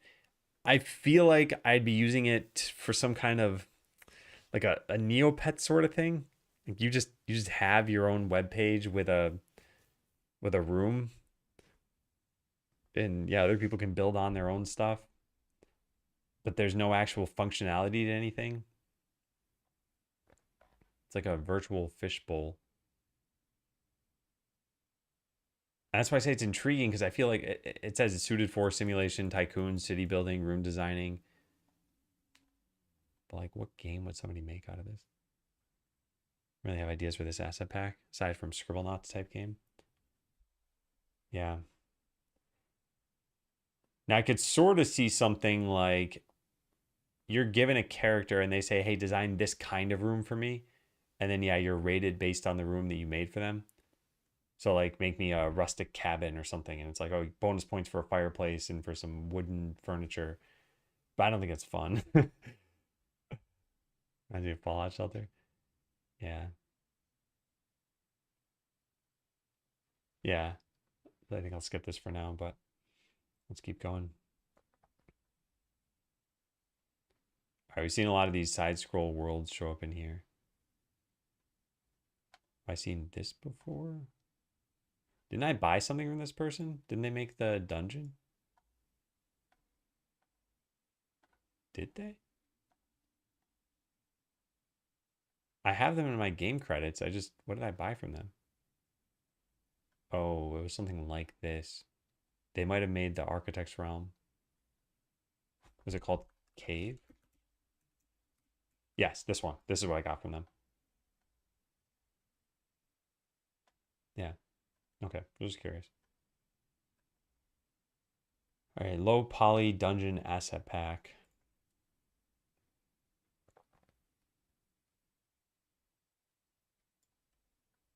I don't want to do 3D stuff just yet. I saw this pack. I was browsing through a lot of these. This is 120 fire effects, and they've got a couple of different characters, like this flamethrower guy. I was thinking, just like Ninja Landscaper, what if we just made a game where the whole point was just light everything on fire? You're just walking around with this flamethrower thing and just, yeah, you got to torch everything.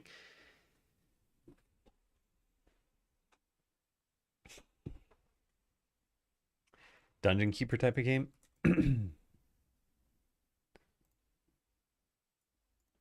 Oh, yeah, I looked this up before.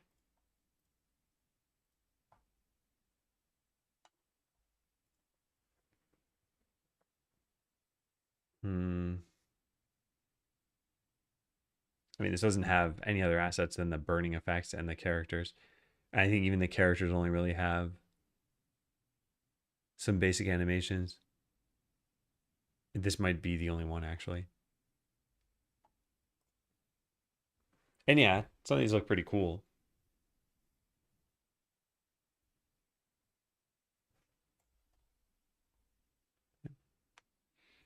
And Thomas, Pyro Simulator. Yeah, I was thinking like, I don't know. You start in the game and they're like, hey, they're about to foreclose on your house, and you burn into the ground, cash in on the insurance policy.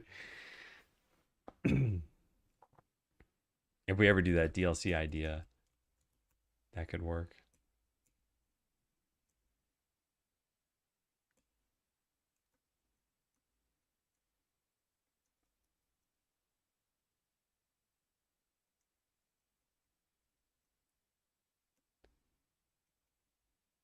Where's this?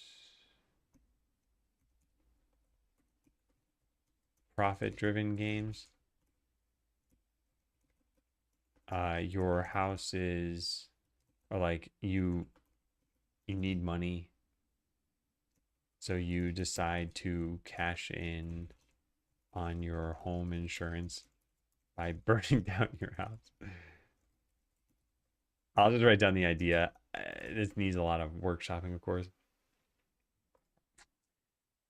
So yeah, I don't know what we can do there exactly. Let's see what else we have. Sci-fi tactical map. Wit.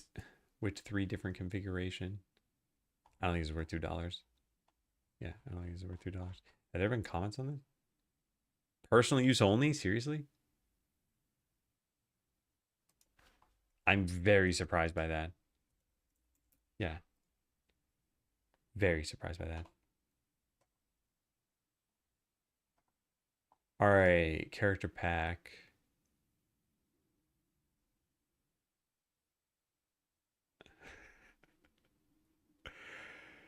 CSS effect. 5 archer characters, 5 heavy warrior, 5 light fighters, idle, stylish move, attack, hit.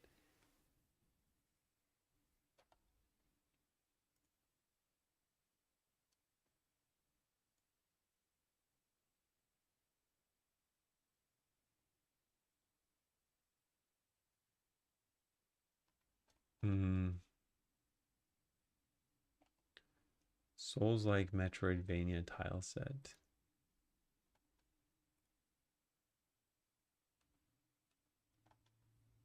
No. Cozy room, pixel room generator. No, so mega 12 pack. Those for $4. I think I saw this yesterday and I like this idea. Is everything in here? A little confusing what we've got. Because what is this? Sengoku Adventure? Where's that? Oh, yeah, here it is. Oh, this looked a little better in the preview picture. I don't like this as much. Farm expansion.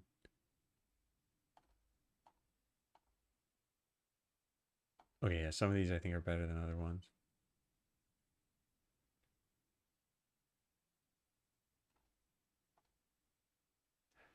Hmm.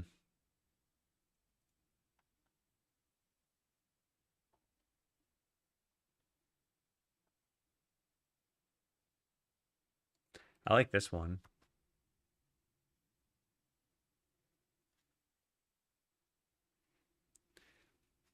I don't think there's a lot of variety in the actual asset pack because I looked into one of these. Like if we go find tiny volcano. Oh no, never mind. How do you find just a volcano one? Super Metroid animated wallpaper. Tiny volcano. Here it is. Yeah. So I looked at this one. This one's 270, and here are all the graphics that they have.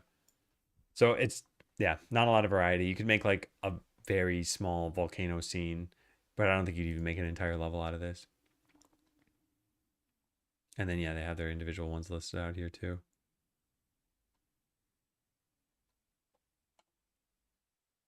Pixel art platformer.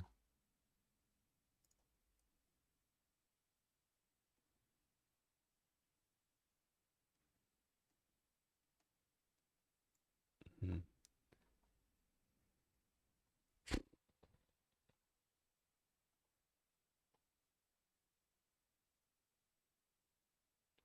Is this by that same person we already saw earlier?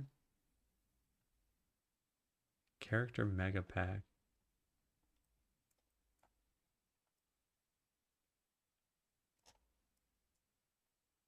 It looks like it. Where are those characters? Yeah, here they are. Yeah, yeah, yeah. And how much is this one? $35. Hmm.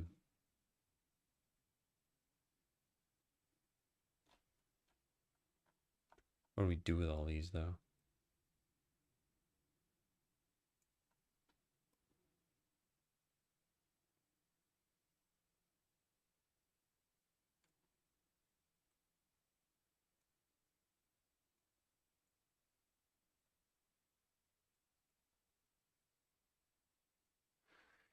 Yeah, I don't have any great ideas for that. I still want to find the turn-based battler characters.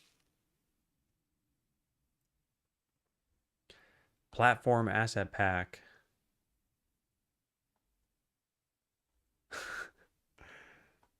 Hmm. Meta pixel theme. What is this? Oh, just UI theming.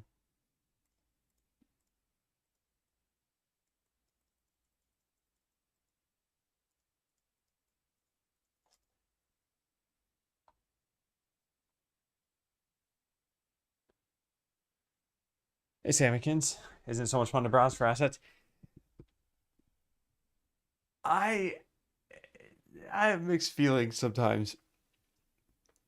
Like the nice thing about Stuck in a Broken Tutorial is that we can design games around asset packs.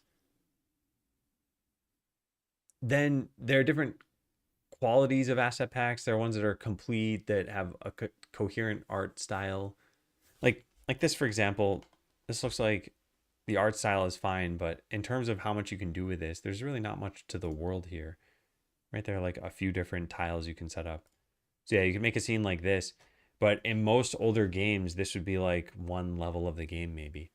So now you got to go find something else that's in that same style. And yeah, maybe they made some more of these, but like, what if there are environments you don't have? So then that's it. This is now your game. You've got like 5 levels or 6 levels maybe. They'll look distinct. So that's why I say it's nice for Stuck in a Broken Tutorial that it's like, well, we could just have 1 level or 2 levels and that's fine, and then just move on. But yeah, a lot of times it's just a tile set or just a character. Like this character is $6.45. Looks pretty good. Like, would you have a need for this in your game? Would it fit the rest of the art? All right, here's another intriguing one that I saw. This is part of a bundle, Little Robo Adventure. So if we look at any of these, it's like you play as this little robot character. I think all of them include the robot. I'm not actually sure about that because I was trying to find, is there a robot specific one? I found an enemy specific one, but I don't see anything for just the robot. So I assume it's included in all of them. And one of them actually listed out the graphics that I had. No, not this one. Let's just open them all up.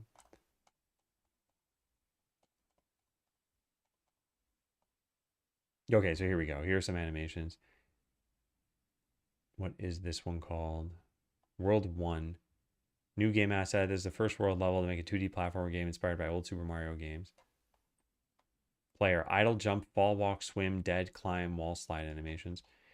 Yeah. There is no attack, which is... Oh, wait. 2 power-ups? Fire shot? Yeah, strange though. They don't mention attack animation. It looks kind of like their hand is up for this. Is that in here?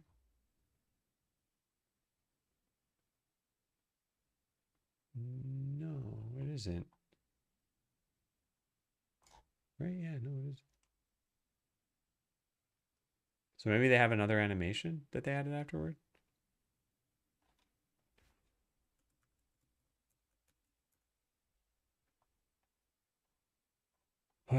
I don't know. Yeah,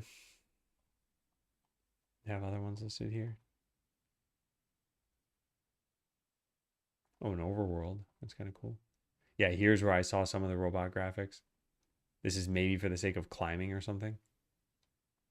Player front and back view animation. Oh, for the overworld. Oh, okay, that's why they listed them when you're walking around the overworld.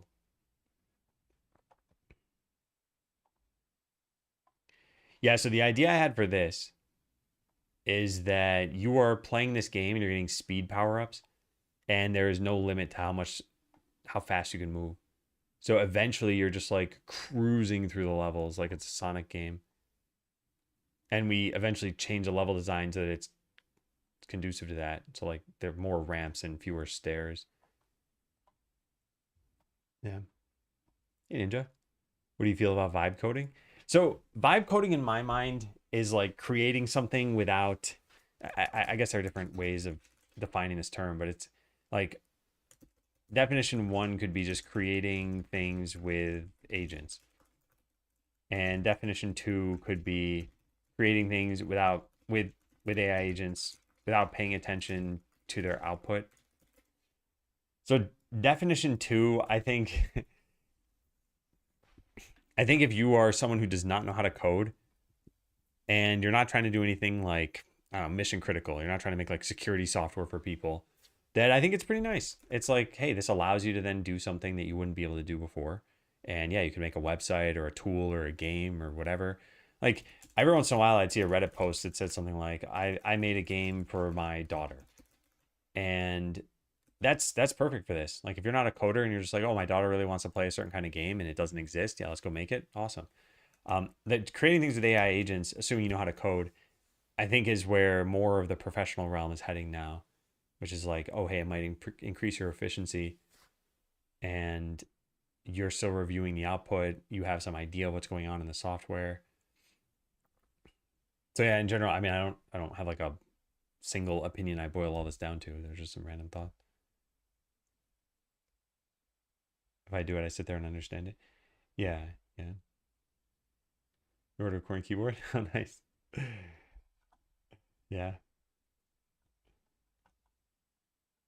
Yeah, so would that be a fun idea here? The other thing I was kind of thinking of as a platformer where like some stat changes over time.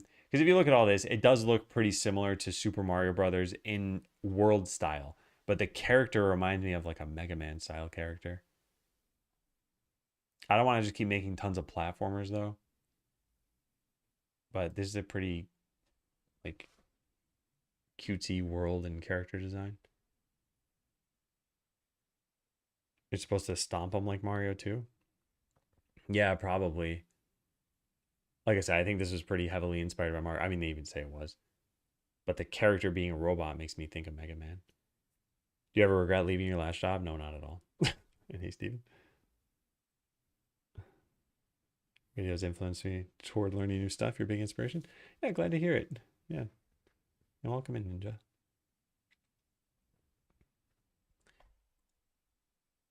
So do we get this? How much is the whole pack? $29?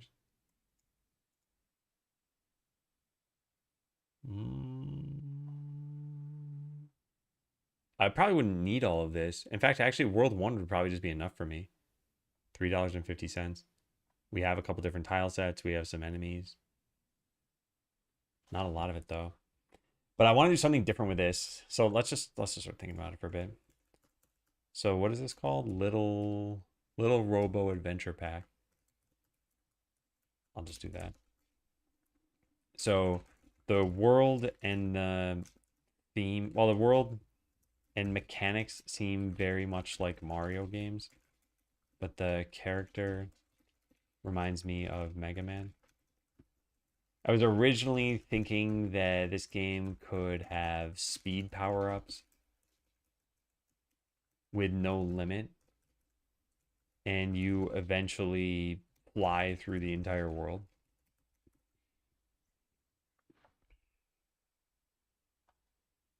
I don't think it would work all that well. You need to limit how players do this. So like in Super, what am I talking about? In Sonic the Hedgehog, let's say 2, and let's look at the maps. Oh, where's a good example of this? Yeah, here we go. Yeah, so if you look at the Sonic world, this is the first level, maybe the second act. I don't remember. But the game is set up so that you can mostly hold right down. You see mostly slopes. You see some like jumps that you can go to. There are some enemies, but the enemies aren't really stopping you at first. There are spikes, but the spikes aren't immediately in your way. And it's just set up for you to be able to go super fast through the world. And there are loops and stuff. The later levels, like this, for example, are not set up like that.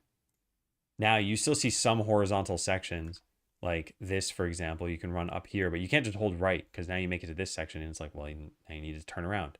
And now you can't just hold left. Now you make it to this section, you got to go up. And there are enemies and there are things that are trying to kill you. So as you play through Sonic, you actually get kind of slower and slower as a casual player because more stuff is trying to kill you because they want to add some difficulty to the game. And my whole point here was that imagine if we just plopped you into like this world and you got a ton of speed power-ups. You'd feel like you're constantly stopped everywhere you go. So maybe what would be more fun is if it were a game where you could drill out the walls and you just drill a hole through the entire world.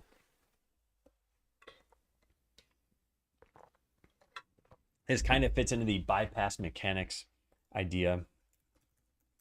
I don't think this would work unless you could drill through the world. At that point, it's sort of a bypass mechanics style of game. So would I want to even use this?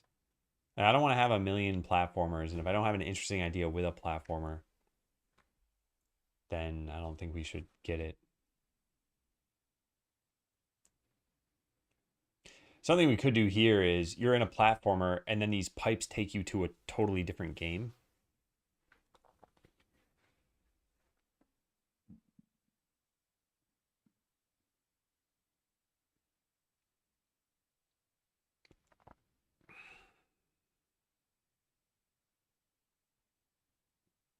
But that in itself is not a standalone idea. I still need to come up with what game you're taking to. All right, let's move on from that for now. Is this the same person who made the other sci-fi stuff?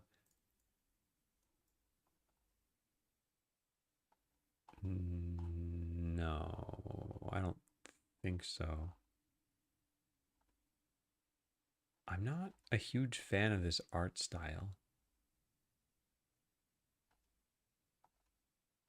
They made a lot of packs.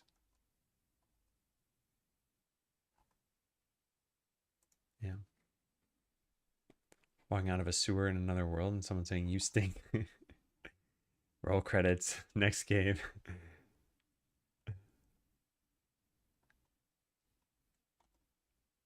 Backgrounds. Retro Boy. Oh, neat. Monster Tamer games. Game creation tool for classic RPG fans. Do they come with the monster assets?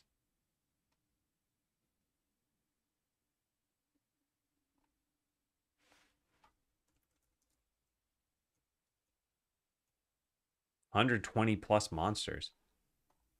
They show a picture of this kind of monsters they have. I know they got a couple here, but like,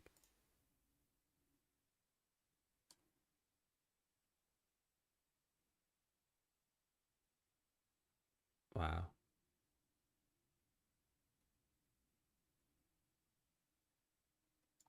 Yeah, there's quite a lot here. Maybe we should plan a Pokemon game.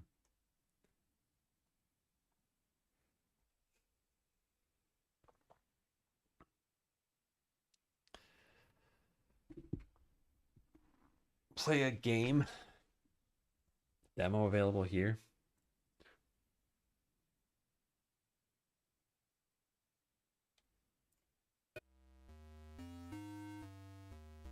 Where is this audio coming from here?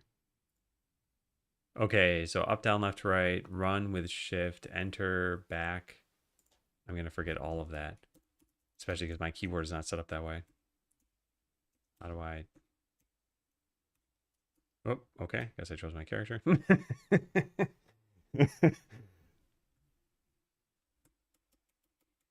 All right, I would like to skip this because I just want to see what the monster graphics look like. I know there are some in the background there.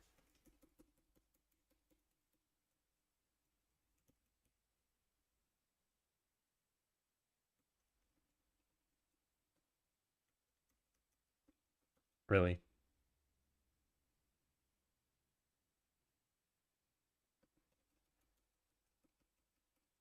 I think for showing off a game's assets, you probably should skip through most of this stuff. Oh, okay. Well, that's too bad. Guess we're done with that game. Exception thrown. All right. Anyway, the graphics look good. I do think we need to plan a Pokemon game.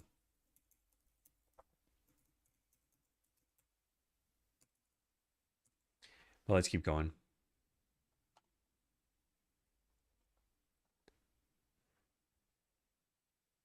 I should probably get a link to this, right?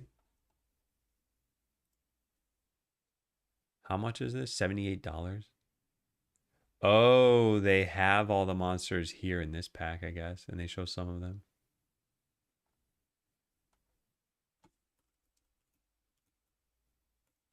Pack 1. These graphics look nice.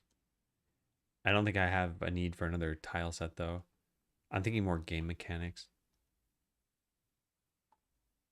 I want to do another item-based game somehow.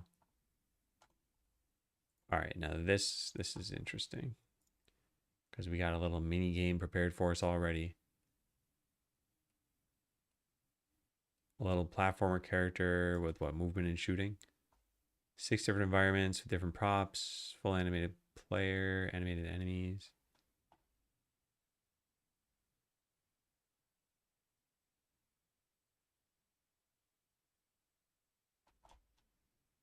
Oh, and they have a bundle. Boss pack. What is that thing? What is this?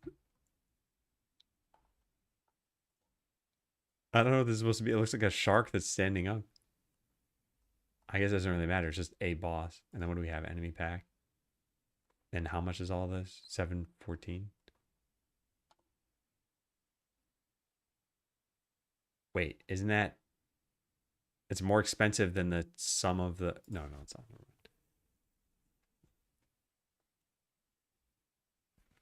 Yeah, it's exactly the same price as the sum of these. I think it's a Yeti. Yeah, maybe it is. Hmm.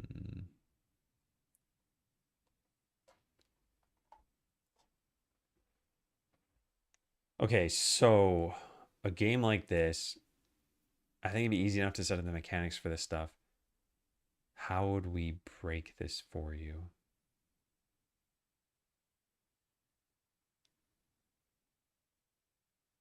Also, I kind of want to do something based on asteroids. Asteroids game. Almost to the point where one of the things that popped into my mind is when you leave through one of these tunnels, you're just in space and how your character's just floating there and you're in an asteroids game.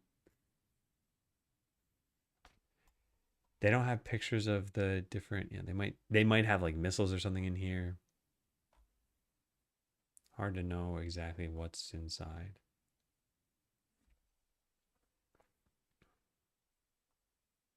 Unless they have the free pack. No, they don't have a free pack.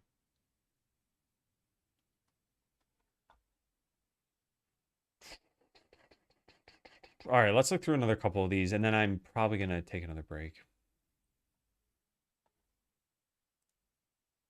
This is like Final Fantasy 1. Battleground is not included. 3 color variations. Do they have animations? I don't think so. Huh.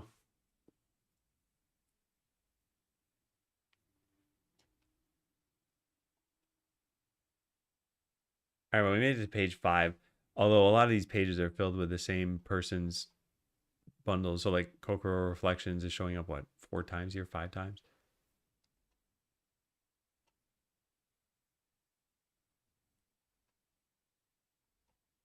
Robot RPG Asset Pack.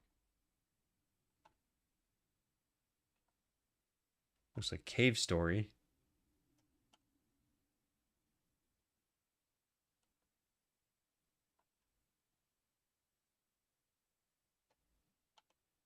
Tiny top-down tile set. This is nice and simple. I think we made a game out of this. We could use that. Yeah, I'm gonna take a break. Let's pick up at page 6, and I want to design some specific games anyway, even if we don't have the assets. I still need to find a turn-based battler asset pack. All right, is it jump time? It's jump time.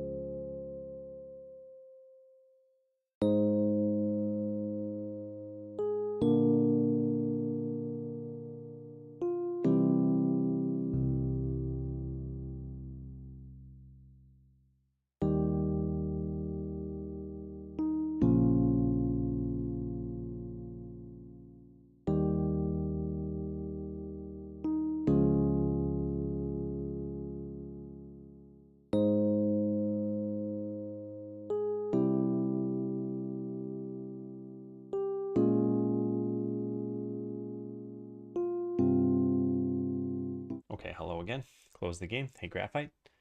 And hey, ABC. And Strong. Okay, so we left off on page 5. I want to look through another few pages at least. I don't know when they start getting to be like bad assets. All right, what do we have? What do we have? Robo type factory level air combat.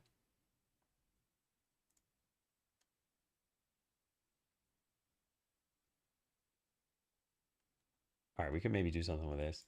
I mentioned wanting the player to be a fighter jet at some point. I don't know what we would do with this though exactly.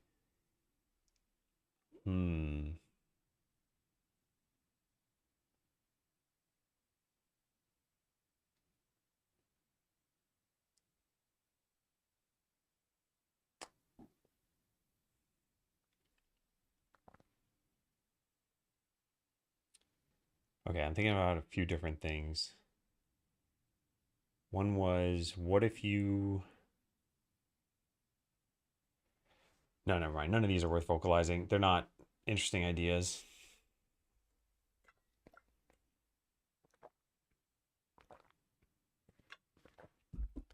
Mega tank, mega ship, mega plane.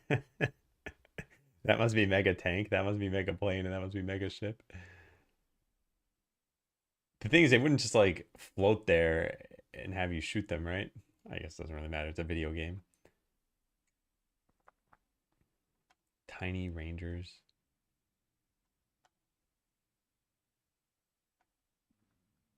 And this reminds me of Nuclear Throne. Yeah. Very much reminds me of Nuclear Throne. And there are a bunch of weapons here too. Interesting. This is kind of what I originally wanted out of the top-down shooter, was something like Nuclear Throne. But I think having that game be in Stuck in a Broken Tutorial is not very feasible. It's too many mechanics. It's too much to balance, and unless it's got a twist on it, it's just Nuclear Throne inside this game.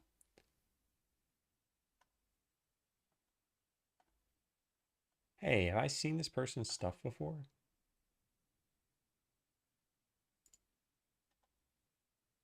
I don't actually think I have. But this is Screaming Precision Platformer.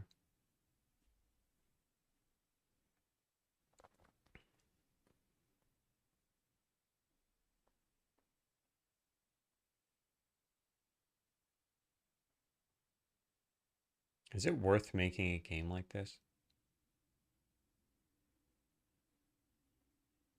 I think we need something more to it.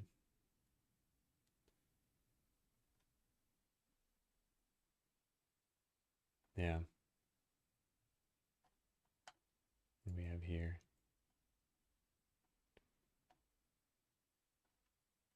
Hmm. Zombie pack. This looks like Sonic for sure. Yeah. Inventory icons. We don't need more icons, more items, but those are nice enough. I think I saw this one yesterday. This struck me as AI art. I think because of some of the weird shapes that are here, like this one. I think it's just their style that they have, but it does look like they drew it in a certain way and then ran it through some program. And they say that they don't use AI. Yeah, no generative AI was used. And it was 5 years ago, so I guess, yeah, maybe it was just run through some filter or something. That has some of these have 1 star. Can you not show those? Hmm. Oh, sort by most popular. Interesting. So we're getting to less and less popular asset packs as we go through.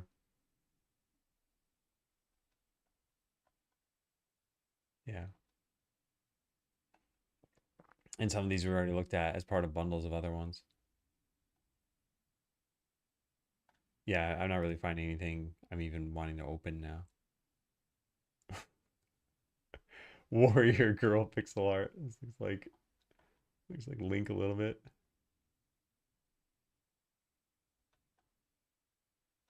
Huh. Surprised this is as far down. I've seen these graphics before. I like these a lot. Oh, hey, they added some new ones. Very cool. Yeah, I'd like to use those at some point.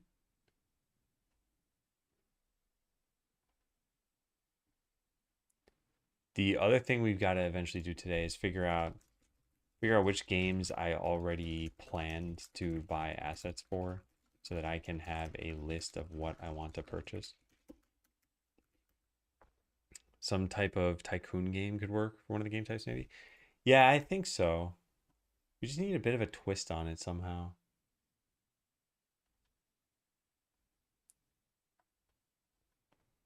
Yeah, I don't, nothing's really standing out to me here. What is this?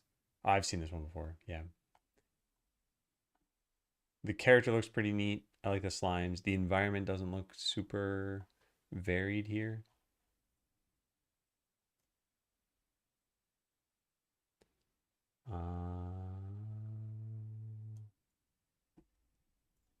Okay, I think we should probably plan some of these. I did also want to find a turn-based battler thing.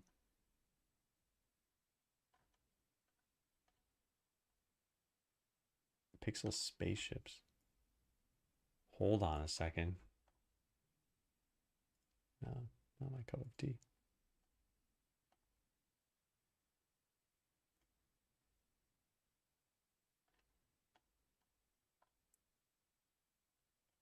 I don't know if we call it here for just looking through random asset packs.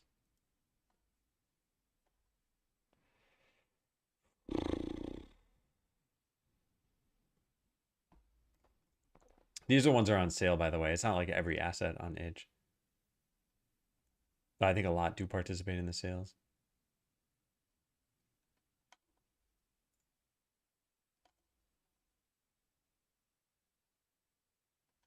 Yeah. All right.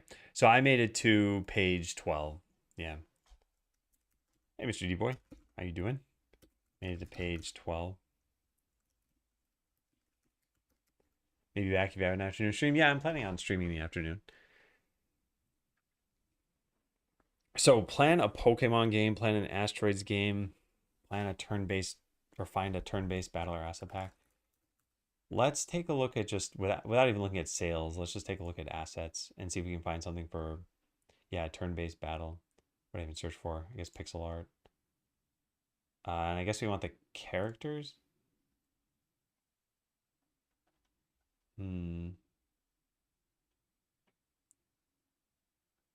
Pocket creature tamer. This is the other one I looked at, right?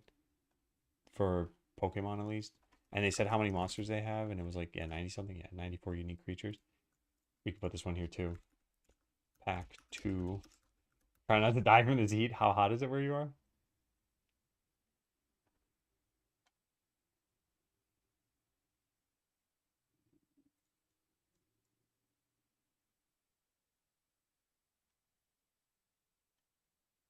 Interesting.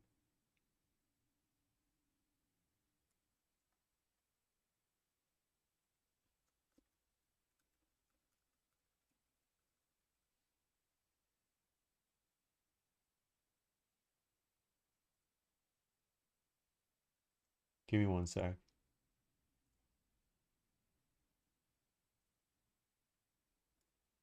Trying to find something.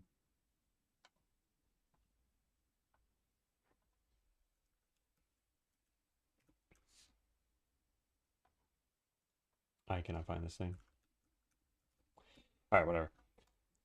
It's like 32. Feels higher. Yeah, it's been pretty cool over here. I think I've lucked out so far because even our heat advisory wasn't too bad. I hope it eases up pretty soon. Because, yeah, it's going to be like this every year for people, and it's just going to keep getting worse. Then everyone's going to need to find out an air conditioning solution at some point. So did I already plan a Pokemon game? I said that I kind of wanted to be like a card. Wait a second, what happened to that? I had some card assets I wanted to get. I guess I need to look through the rest of this list. Where is that? Tiny RPG Battle Kit. Yeah, this would be cool for a rhythm game. Pixel Spaces. I'm just going to delete this. Card bundle. Yeah, these. Yeah, I want to probably get this. It's part of the sale, but I didn't see it in the Explorer thing. Maybe it was just past page 12. They're strongly against AC. Why are they against AC? And how many more, months of this happening in their lives do you think it'll take before they're no longer against it?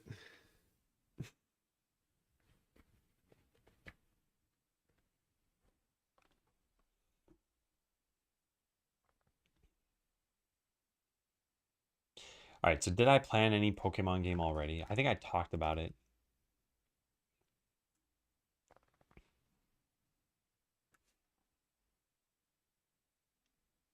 Yeah, I talked about it a bit. I didn't really. Oh, no, I did come up with an idea.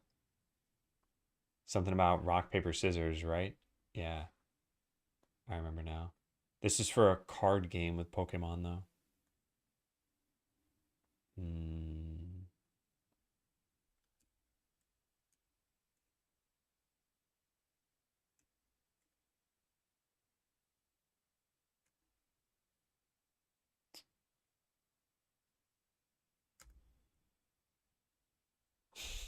Yeah, I gotta see if I want to use those graphics or if I want to just use something new. Let's pull up this pack again. Starter pack 1 and 2. 3 starters, 9 monsters total. 3 more starters? Or does it have like battle graphics, evolutions, and the overworld graphics?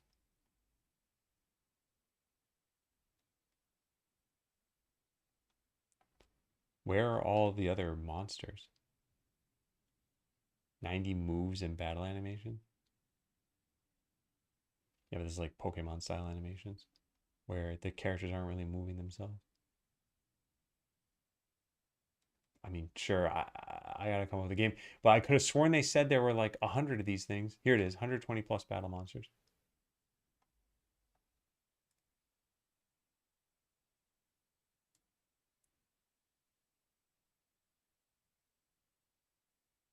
Yeah, okay. They don't have the infrastructure. They say it pollutes, and they say that if they breathe AC air, they feel sick and it gives them a headache. If they drive their car around, they don't even put AC on because of how sick they feel. Okay, so I have a question. Is this a French thing? Because I have some French friends who live here, and they started looking into air purifiers at some point, and they got like really deep into this search.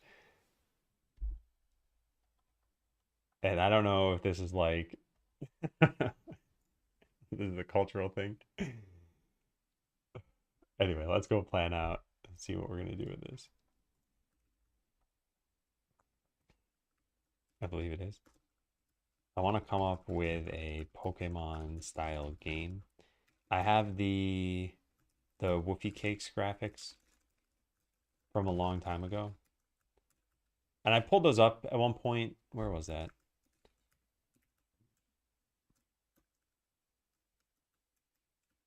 Hmm. Well, I pulled it up somewhere. I don't know if I saved it in a place that makes it easier to find. Apparently, I did not. Oh, no, there it is. Okay, yeah. Can I load this?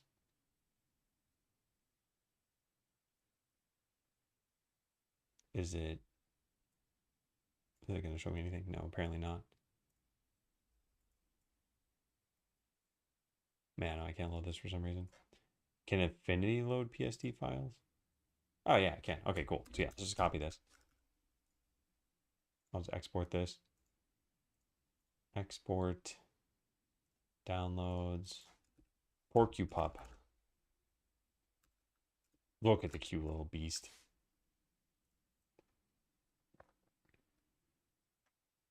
I don't know. Where did I start writing this time? Here. Hello. Why can't I drag this? I think my mouse is broken. Plug it back in. Huh, no, something else is wrong. What is it? What am I? How can I be messing this up? Huh, yeah, weird. You should be able to drag this out of here, right? Something is wrong right now. Is it GIMP? No. Is it my keyboard? Huh, yeah, it was my keyboard.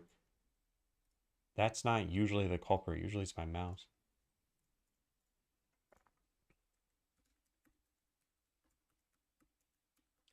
Could also use packs like these.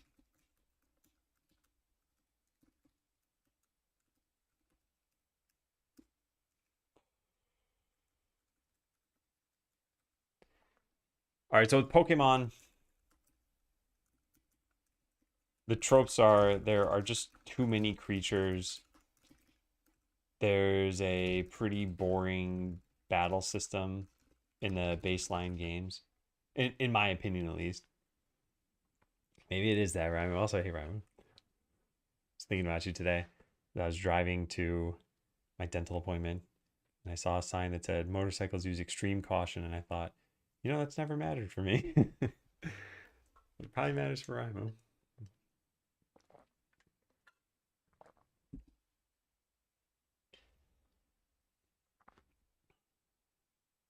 And like you're getting these monsters to battle.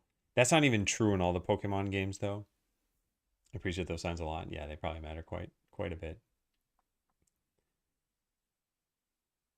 Hmm. Yeah, I had designed a card-based game with these creatures. It would be rock, paper, scissors mechanics.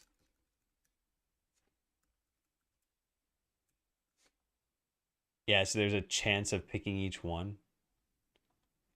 I don't know if the game would be fun. I planned it out. I had some basic ideas here. There could be items that you put on these cards and stuff. Is there in that card pack that we found, is there a free version I can download? Where is that? Card bundle, here it is. Deck building card template. No, it's just buy now. Okay, I was just curious. Like, how would this look with Porcupop on it, for example? So they have a bunch of different card backgrounds and then a text section and a name section, I guess. Yeah.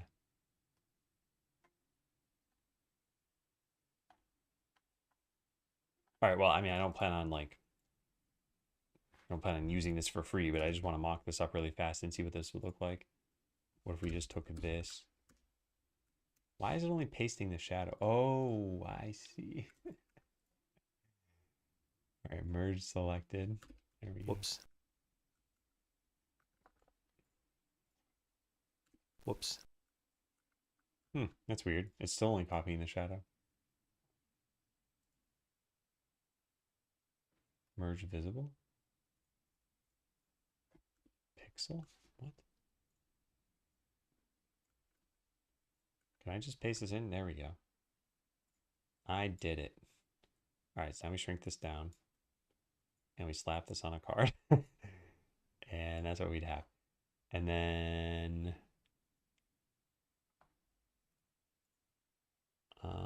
where is the like magic wand tool? Flood select. There we go.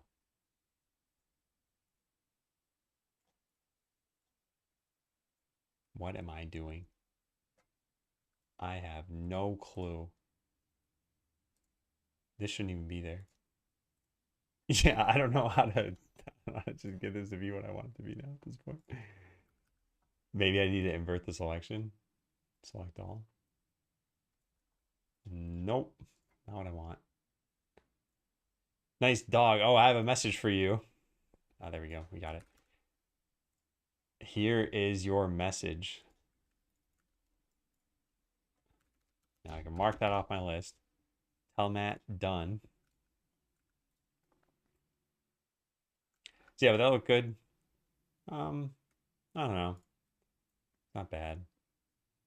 Probably just get rid of the shadow. Yeah, I could see this working.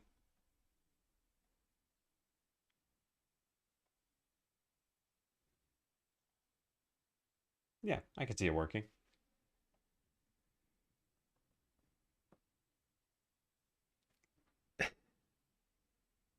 Can I give Galaxy Inferno Codes a message for you? I could. I could. You're both on Discord, by the way. I'm not sure why I'm even a liaison here to begin with. Not that I mind. It's not like I'm gonna, perform this as a service all the time. Yeah, this looks pretty decent. I like this. I think we can make this work with cards. I'm pretty sure I want to buy this pack and use it for something.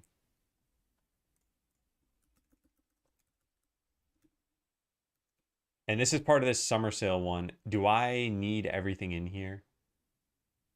I don't probably care about splitting hairs over $3. But for example, like I might not use any of these.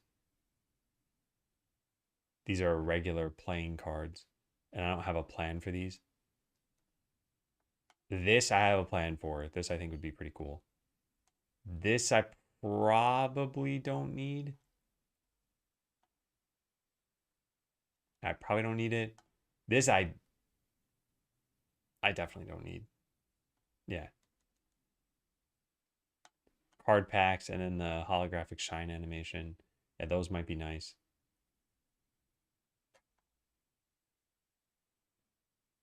If you pay $2, you can get the opening animation. That's not part of the bundle. Now it's $1. I don't know. Yeah, I should probably just buy the whole thing. Because I don't know if these are the icons for the cards. There's a little slot for icons, right? At the upper right. I don't know what that's supposed to be. It's probably included in here, though. They have hearts and stuff. Here are maybe elements. Maybe we have like fire, leaf, and air that we use. These look like buttons, though, more than they look like card elements. I'll have to figure that out. Can I link that pack? Yeah, sure. Hey, Kappa.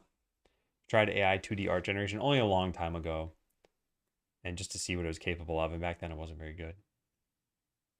Don't like and subscribe. Okay, good. Yeah, so I do want to use that. I think it would work with this. I like the idea that I had, except for all we did is we just made a game. I don't think it's necessarily fun on its own, and it's not funny. So I want there to be something more to this. I kind of want to just take a picture of this now. Can I merge this down or there we go. No. Merge selected. Whoa, what? Why'd it get blurry? All right, whatever. Let's just take a picture of this.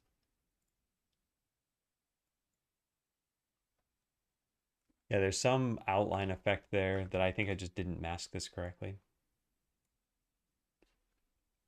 Heading out, it's 12 a.m. I have school tomorrow. It's my first day after summer break. First day after summer break in July. Really? Summer started like 10 days ago. But yeah, take care. Thanks for dropping by. Hope you like your corn when you get it. It promotes your game because you use so many assets. Could be. Could be.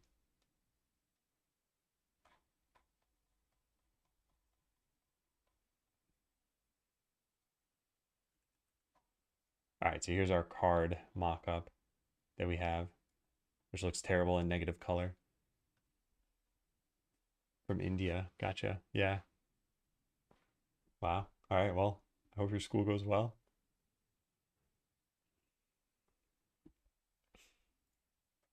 So this uses this pack cards.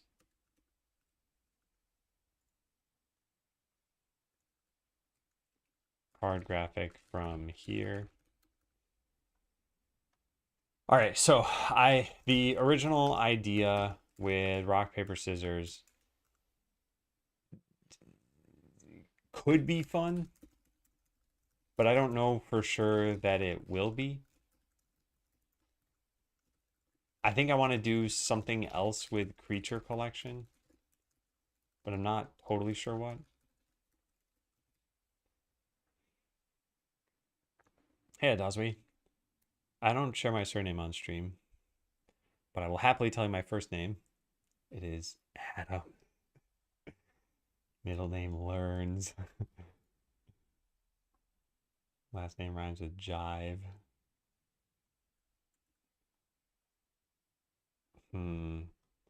Part of me thinks like, what if you just collected cards for no reason?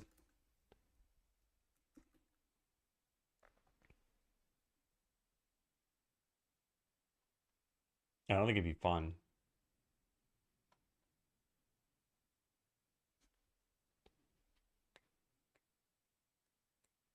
Yeah, there's got to be some reason for you to do this. There's actually no reason in the rock, paper, scissors game for any of these to even have different pictures on them. Like, it wouldn't matter. This is why I'm so torn on this.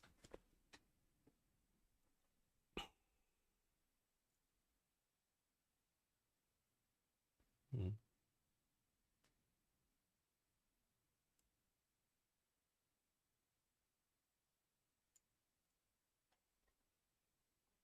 What if we just made some like super complex card game and you were just expected to play pretty much random cards? Oh man. Okay, what if the cards were essentially the Pokemon and they leveled up and got like different moves and stuff?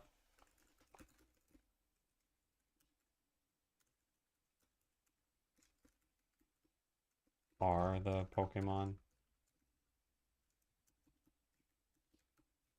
and they could level up and get different moves and stats? That's really just how the original Pokemon worked. If you think about it, the card was 4 attacks and some stats. Yeah, this is basically just regular Pokemon at that point.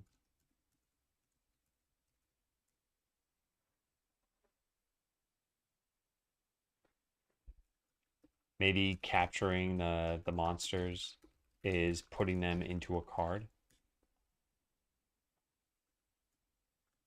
Maybe you can write your own text on there.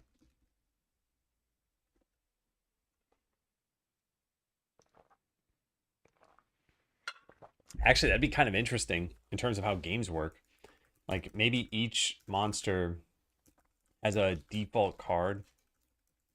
So like Porcupup, Scratch, 5 damage or something like that. And maybe there's some other like it's called Mio mix with the cat one.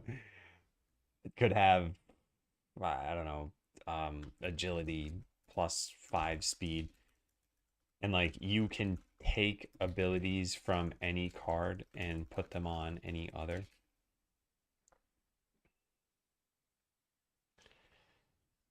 Nice cup. Thanks. Yeah, anything with card management gets kind of crazy. What if it was like what if you could only do this when capturing a creature? So like you're just building up a card or a deck.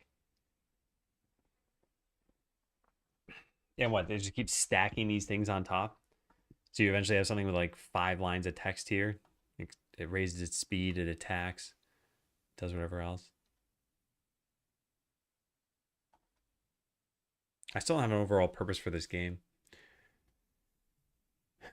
Okay, so card games, you're building up a deck or you're, I guess, using a predetermined deck you have access to. And in some games, you're actually like decreasing the size of your deck as you go through. Can we do something based on that? Like physical cards in real life, you could tear. I wonder if there's something to that too. Like you tear off the creature and put it onto different text on the bottom.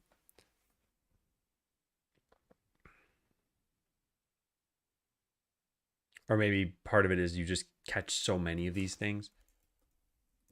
Creature collection games are typically about catching a variety of creatures. But what if this one was just about quantity? Like you had 10 Porcupup cards and you could play them all at once. If you wanted, you could read the cards. Yeah, it'd be cool if that happened, man. Okay, I kind of like that idea. Because this is something in Pokemon, I don't know if they ever changed, but there was really no reason for you to catch like 10 Rattatas or whatever. Yeah, maybe you want a couple to raise them differently. Maybe as a casual player, maybe competitive players care about it. But like, you didn't need 10 of them. And trading might have been the reason, but I don't think you ever still needed like that many. And catching all the different kinds, that was always encouraged, I think. And you'd want to just explore and see what was available. But yeah, what if they all had like some silly ability? Like, yeah, Porcupup was like scratch,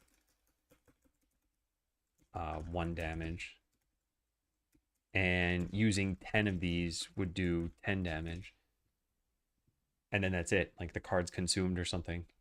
Maybe you're releasing them when that happens.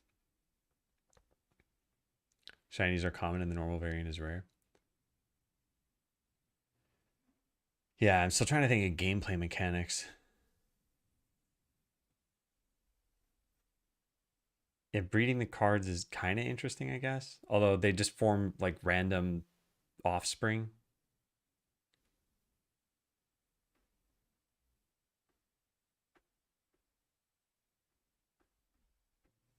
And I'm not sure that's a, I don't know. I'm not sure that's a great idea. They all slightly different stats and potential. Catching many of the same was encouraged. Which brand cup is this? It just says reduce on it. Yeah, reduceeveryday.com. I got it from Costco. Yeah. Yeah, I guess catching multiple might have been important, but then like you ditch all the ones except for the one you want to keep. What if there's a reason to keep all those creatures? So I kind of like this idea. I think this is going in the right direction at least. Like you have some reason to catch a whole bunch of these. And maybe you do in this one too. Maybe they have like slightly different stats or card colors or something. Like maybe this one's on an orange background, so it's the fire Porcupup, and there's like a heart version and a evil version and a poison version or something. But again, the mechanics can't be too deep here, or else there's a lot for you to learn. I kind of want to pull up one of these graphics. I don't have it, do I?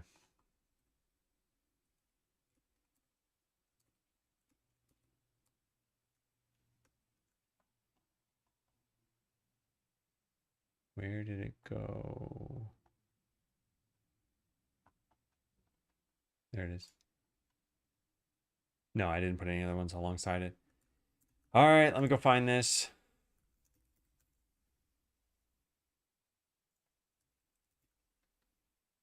I think it was just a folder called PSDs. Yeah, here we go.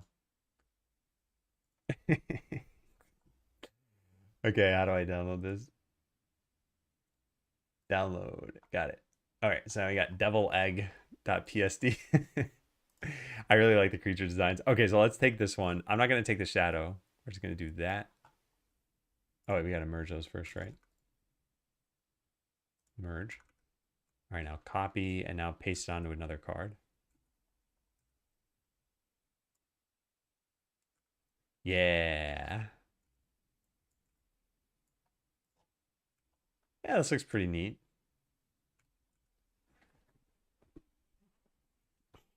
Yeah, I like the idea of putting these on cards, and that lets us use a bunch of different graphics that I already have. And then we had some item graphics somewhere too. Maybe I should go find those.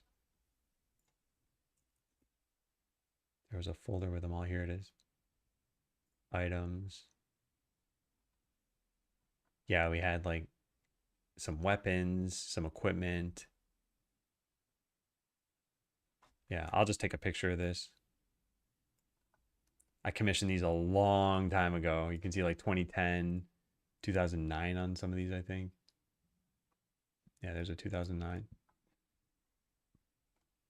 Yeah, so we had a bunch of item. Yeah, we could put these on cards too.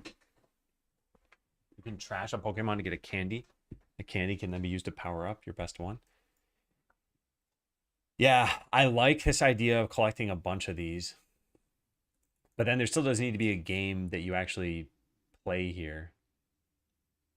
And I don't think there needs to be an overworld or anything. Although we could make it look like the... where was that? Where did that go? Yeah, here. We could make it look like one of these two. They definitely look like Pokemon. Yeah, there does probably need to be an overworld. Honestly, of the two, I think this one looks better. Yeah. Where's the character? Trainers. Here we go.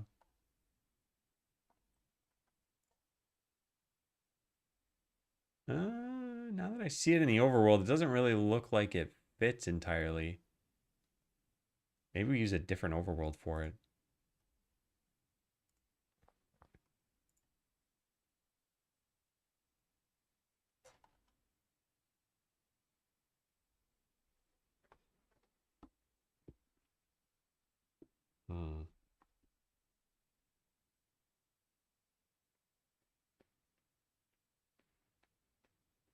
What they have in the background looks nice though. They like purposely warp colors here so you don't copy it. Because why do these look? They look just like slightly off. I think it's the palettes that they chose for all their characters. Yeah, it is that. Like having a character like blue or green just looks strange to me, I guess. But having them not be tinted like that is nice. Yeah, whatever. We can figure something out for that. All right, so what does the game actually resemble here? Like this one a bit better.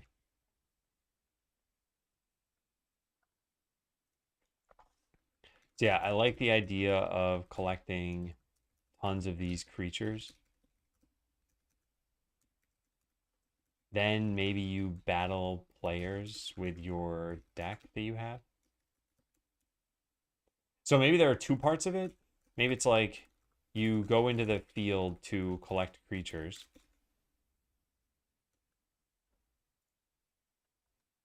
I mean, that's how it worked in the game, right? Then you go fight trainers or something in town. You go to town to fight other trainers. And the idea is just you're collecting like a million of these cards.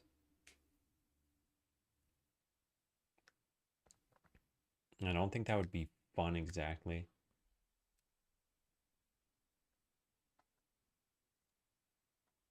I almost wonder. I searched factory game assets. What if you made a card printing factory? Oh, you don't have graphics for that in here. Yeah, it wouldn't really make sense.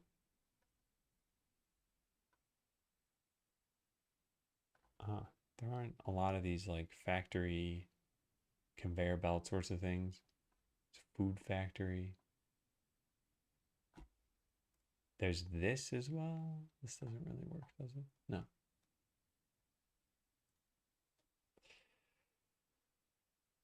Don't know.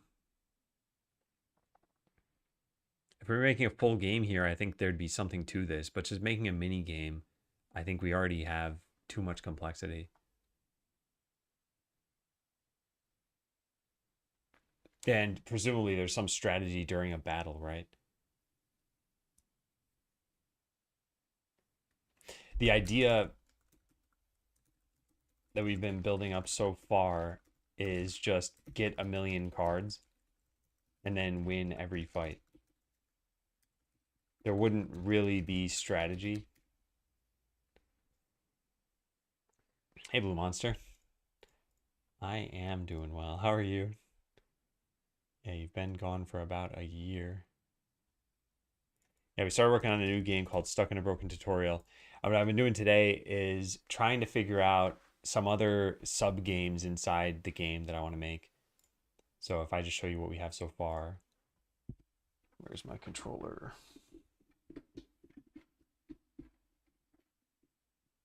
Okay.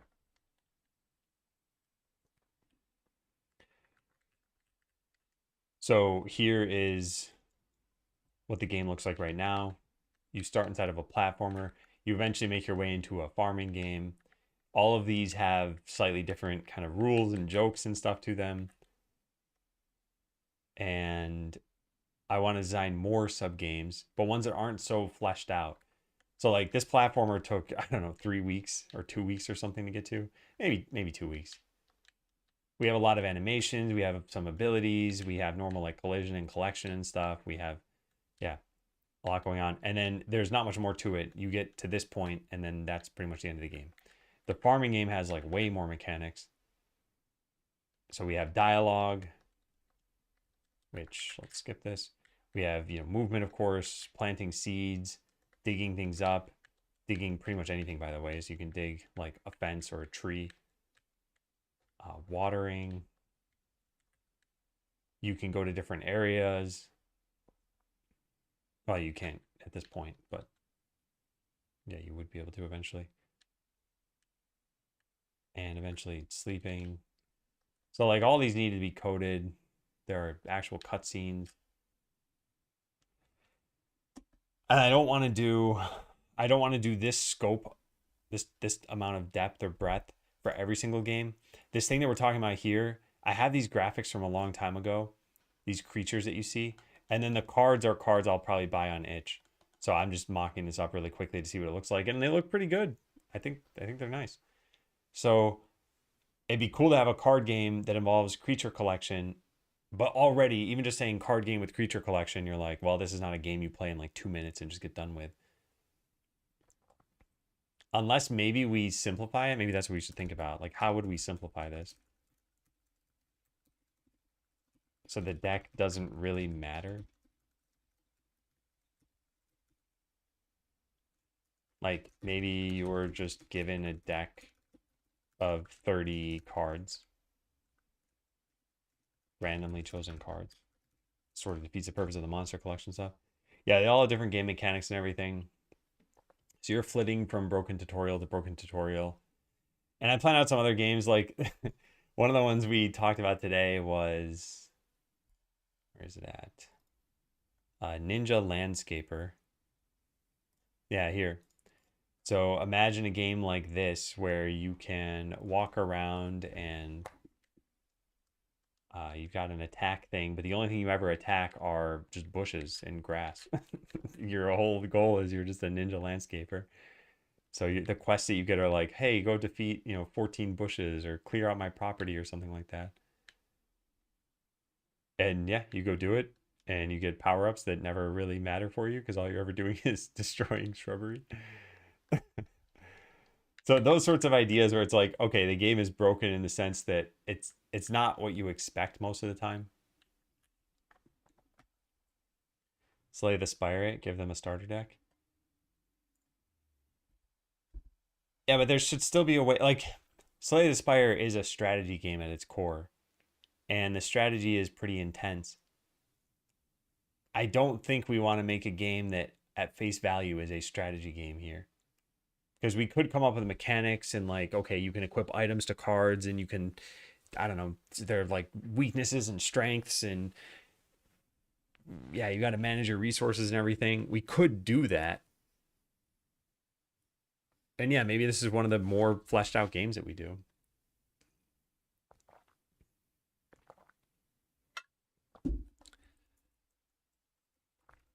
We could go in the opposite direction and just have this be a game with quite large scope.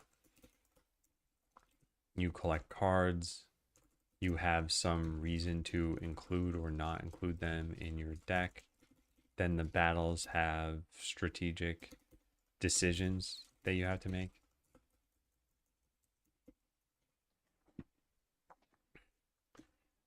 My issue with this is that the UI would be crazy and the time to learn everything would be too much to ask. Like even if you look at Slay the Spire, if we just look at some random screenshot here, for example, why is nothing ever usable anymore? All right, so we take a look at Slay the Spire. It's like, okay, you got your health, you got your money, you got some potions, you got some UI to tell you where you are and what you're fighting. You got the map, which might matter when you're in the middle of a fight, might not. Your actual deck, what you have left in your draw pile, your discard pile, your exhaust pile, your cards that you have, a bunch of different enemies you can choose, buffs and debuffs for everybody, relics. This is a lot of complexity. And for a game like Slay the Spire, where you're going to invest, let's say, 10 or 100 or 1,000 hours, yeah, it's worth it. Like, you want that complexity. You're going to play for a long time. For a game you're going to pass through in 10 minutes, you don't want that level of complexity. Happy name reset day. Yeah, July 1st. Should add an old school Farmville kind of game. Yeah, I think we should probably do something else with a farming game. Like, I already have a farming game in the game. I don't want to do too many farming games. That's something that also subverts expectations.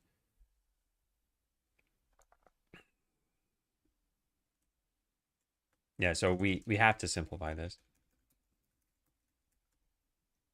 Maybe we ask some simple questions like, How do you collect creatures? What do cards do in battle?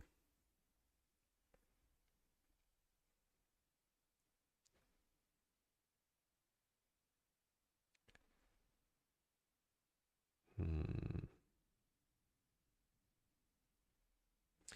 And yeah, like what's the gimmick of the game?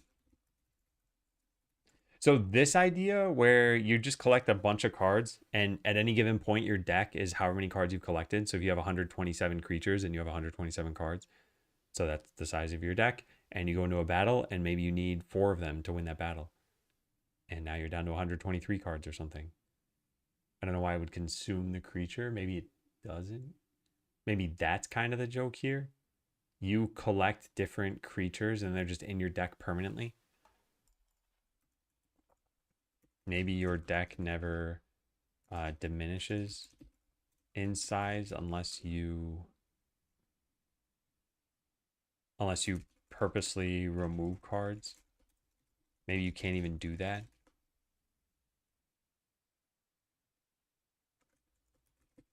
Maybe there isn't. Well, if there's no cost to playing the cards. Hmm.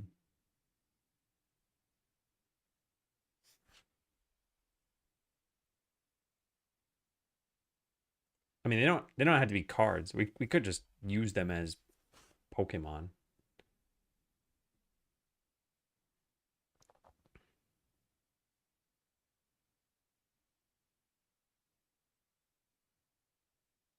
The reason I wanted them to be cards is because we don't have animations for them.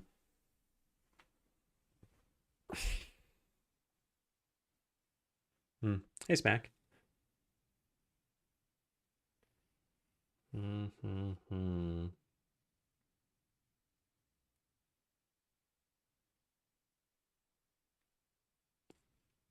I mean, what if the cards all had a bunch of zany stuff? What if you had cards, but the enemy didn't?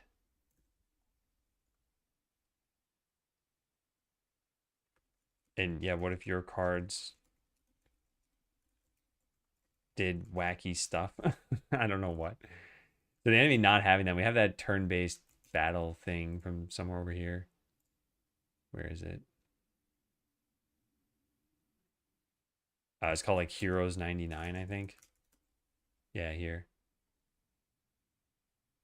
This is by the same person. Free animated pixel art character. Huh, interesting. You can just use this in a commercial project. Anyway, over here they had the creator for it, and it had an example like this. And I was thinking it could be that you are getting into a battle against just like regular monsters, and you're using your creatures that you collected. You play using cards, but the enemies just attack you.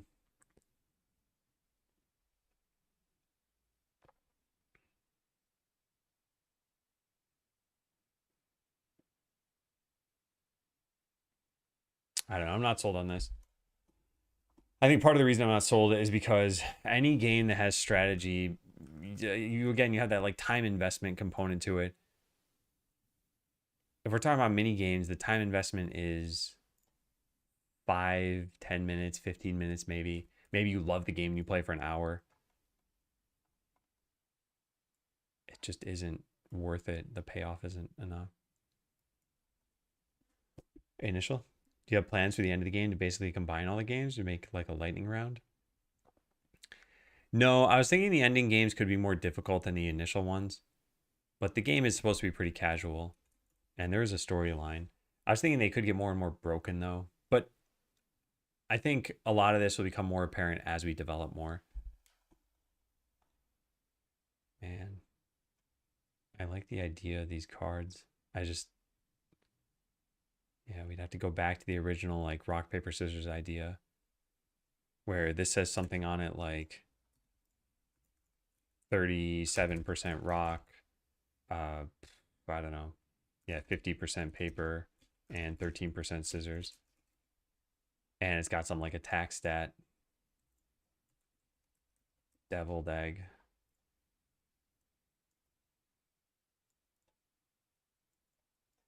and maybe a life stat or something. 10.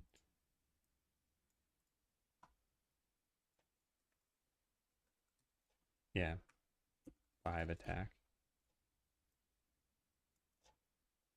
Yeah, this is what I'd originally planned. That way it's super easy to understand. Like each card that you might use has an attack, a life value maybe, and then a chance to use a certain thing. So this is most likely to pick paper out of all of these. Half the time it's going to be paper. So if you're playing against a character that's got, 70% rock, it's like, well, you play this guy out. And now your chance of picking paper is you're going to win in that case. Actually, the other thing we could do is if there's a tie, we could have them both take damage. And if it's not a tie, we only have the winner deal damage.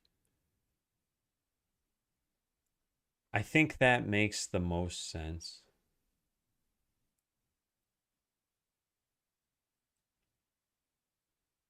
Yeah. But then the core question here was, is the game fun? Like, if this is all you had, is these stats to go off of? Is it interesting?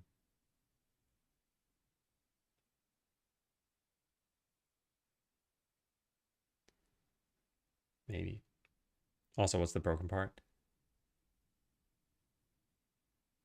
Yeah. Maybe it's that you collected these characters and you decided to put them into cards. I should paste this in.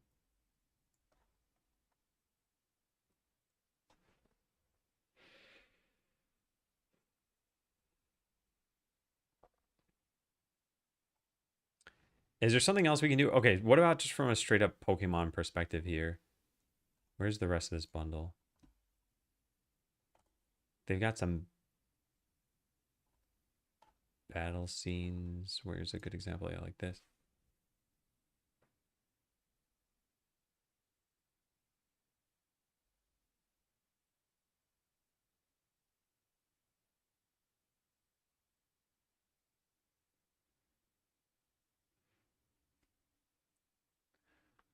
I wouldn't want to just make it Pokemon.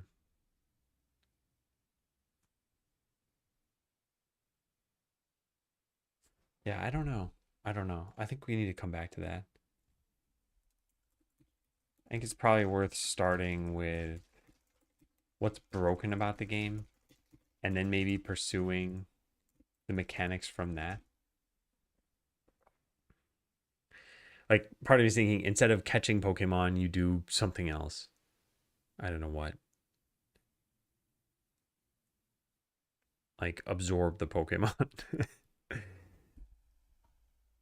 I'm not sure. Maybe just go back to asteroids. Turn-based battler asset pack. Can I just search for that? Battle.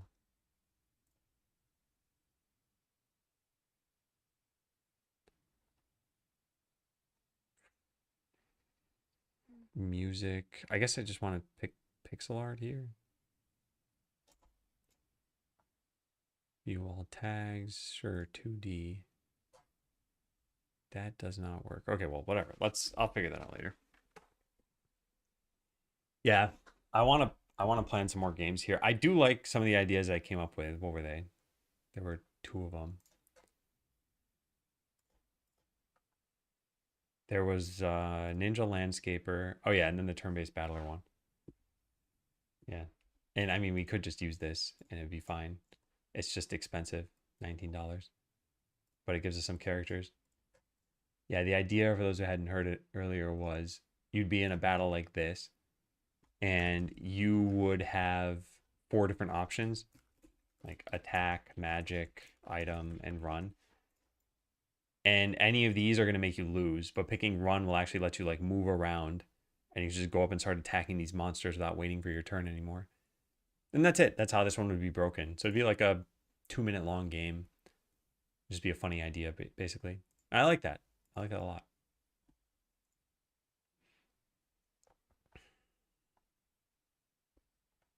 All right, so I think in the afternoon, I want to just make it through the rest of this list. Yeah.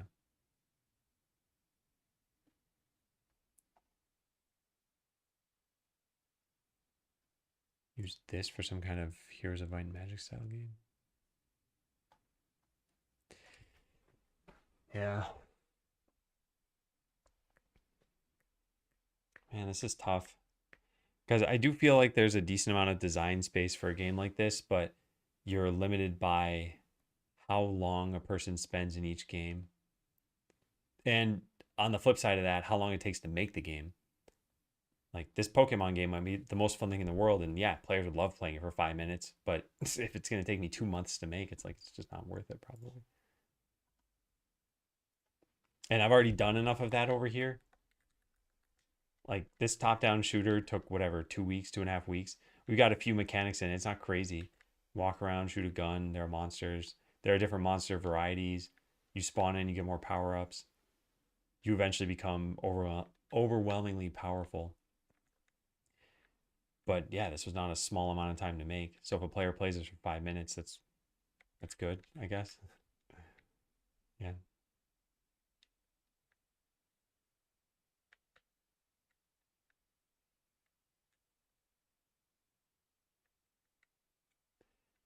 Yeah. Also, it's playing at 4x speed. This is the normal speed. Then you can actually see the enemies and kill them.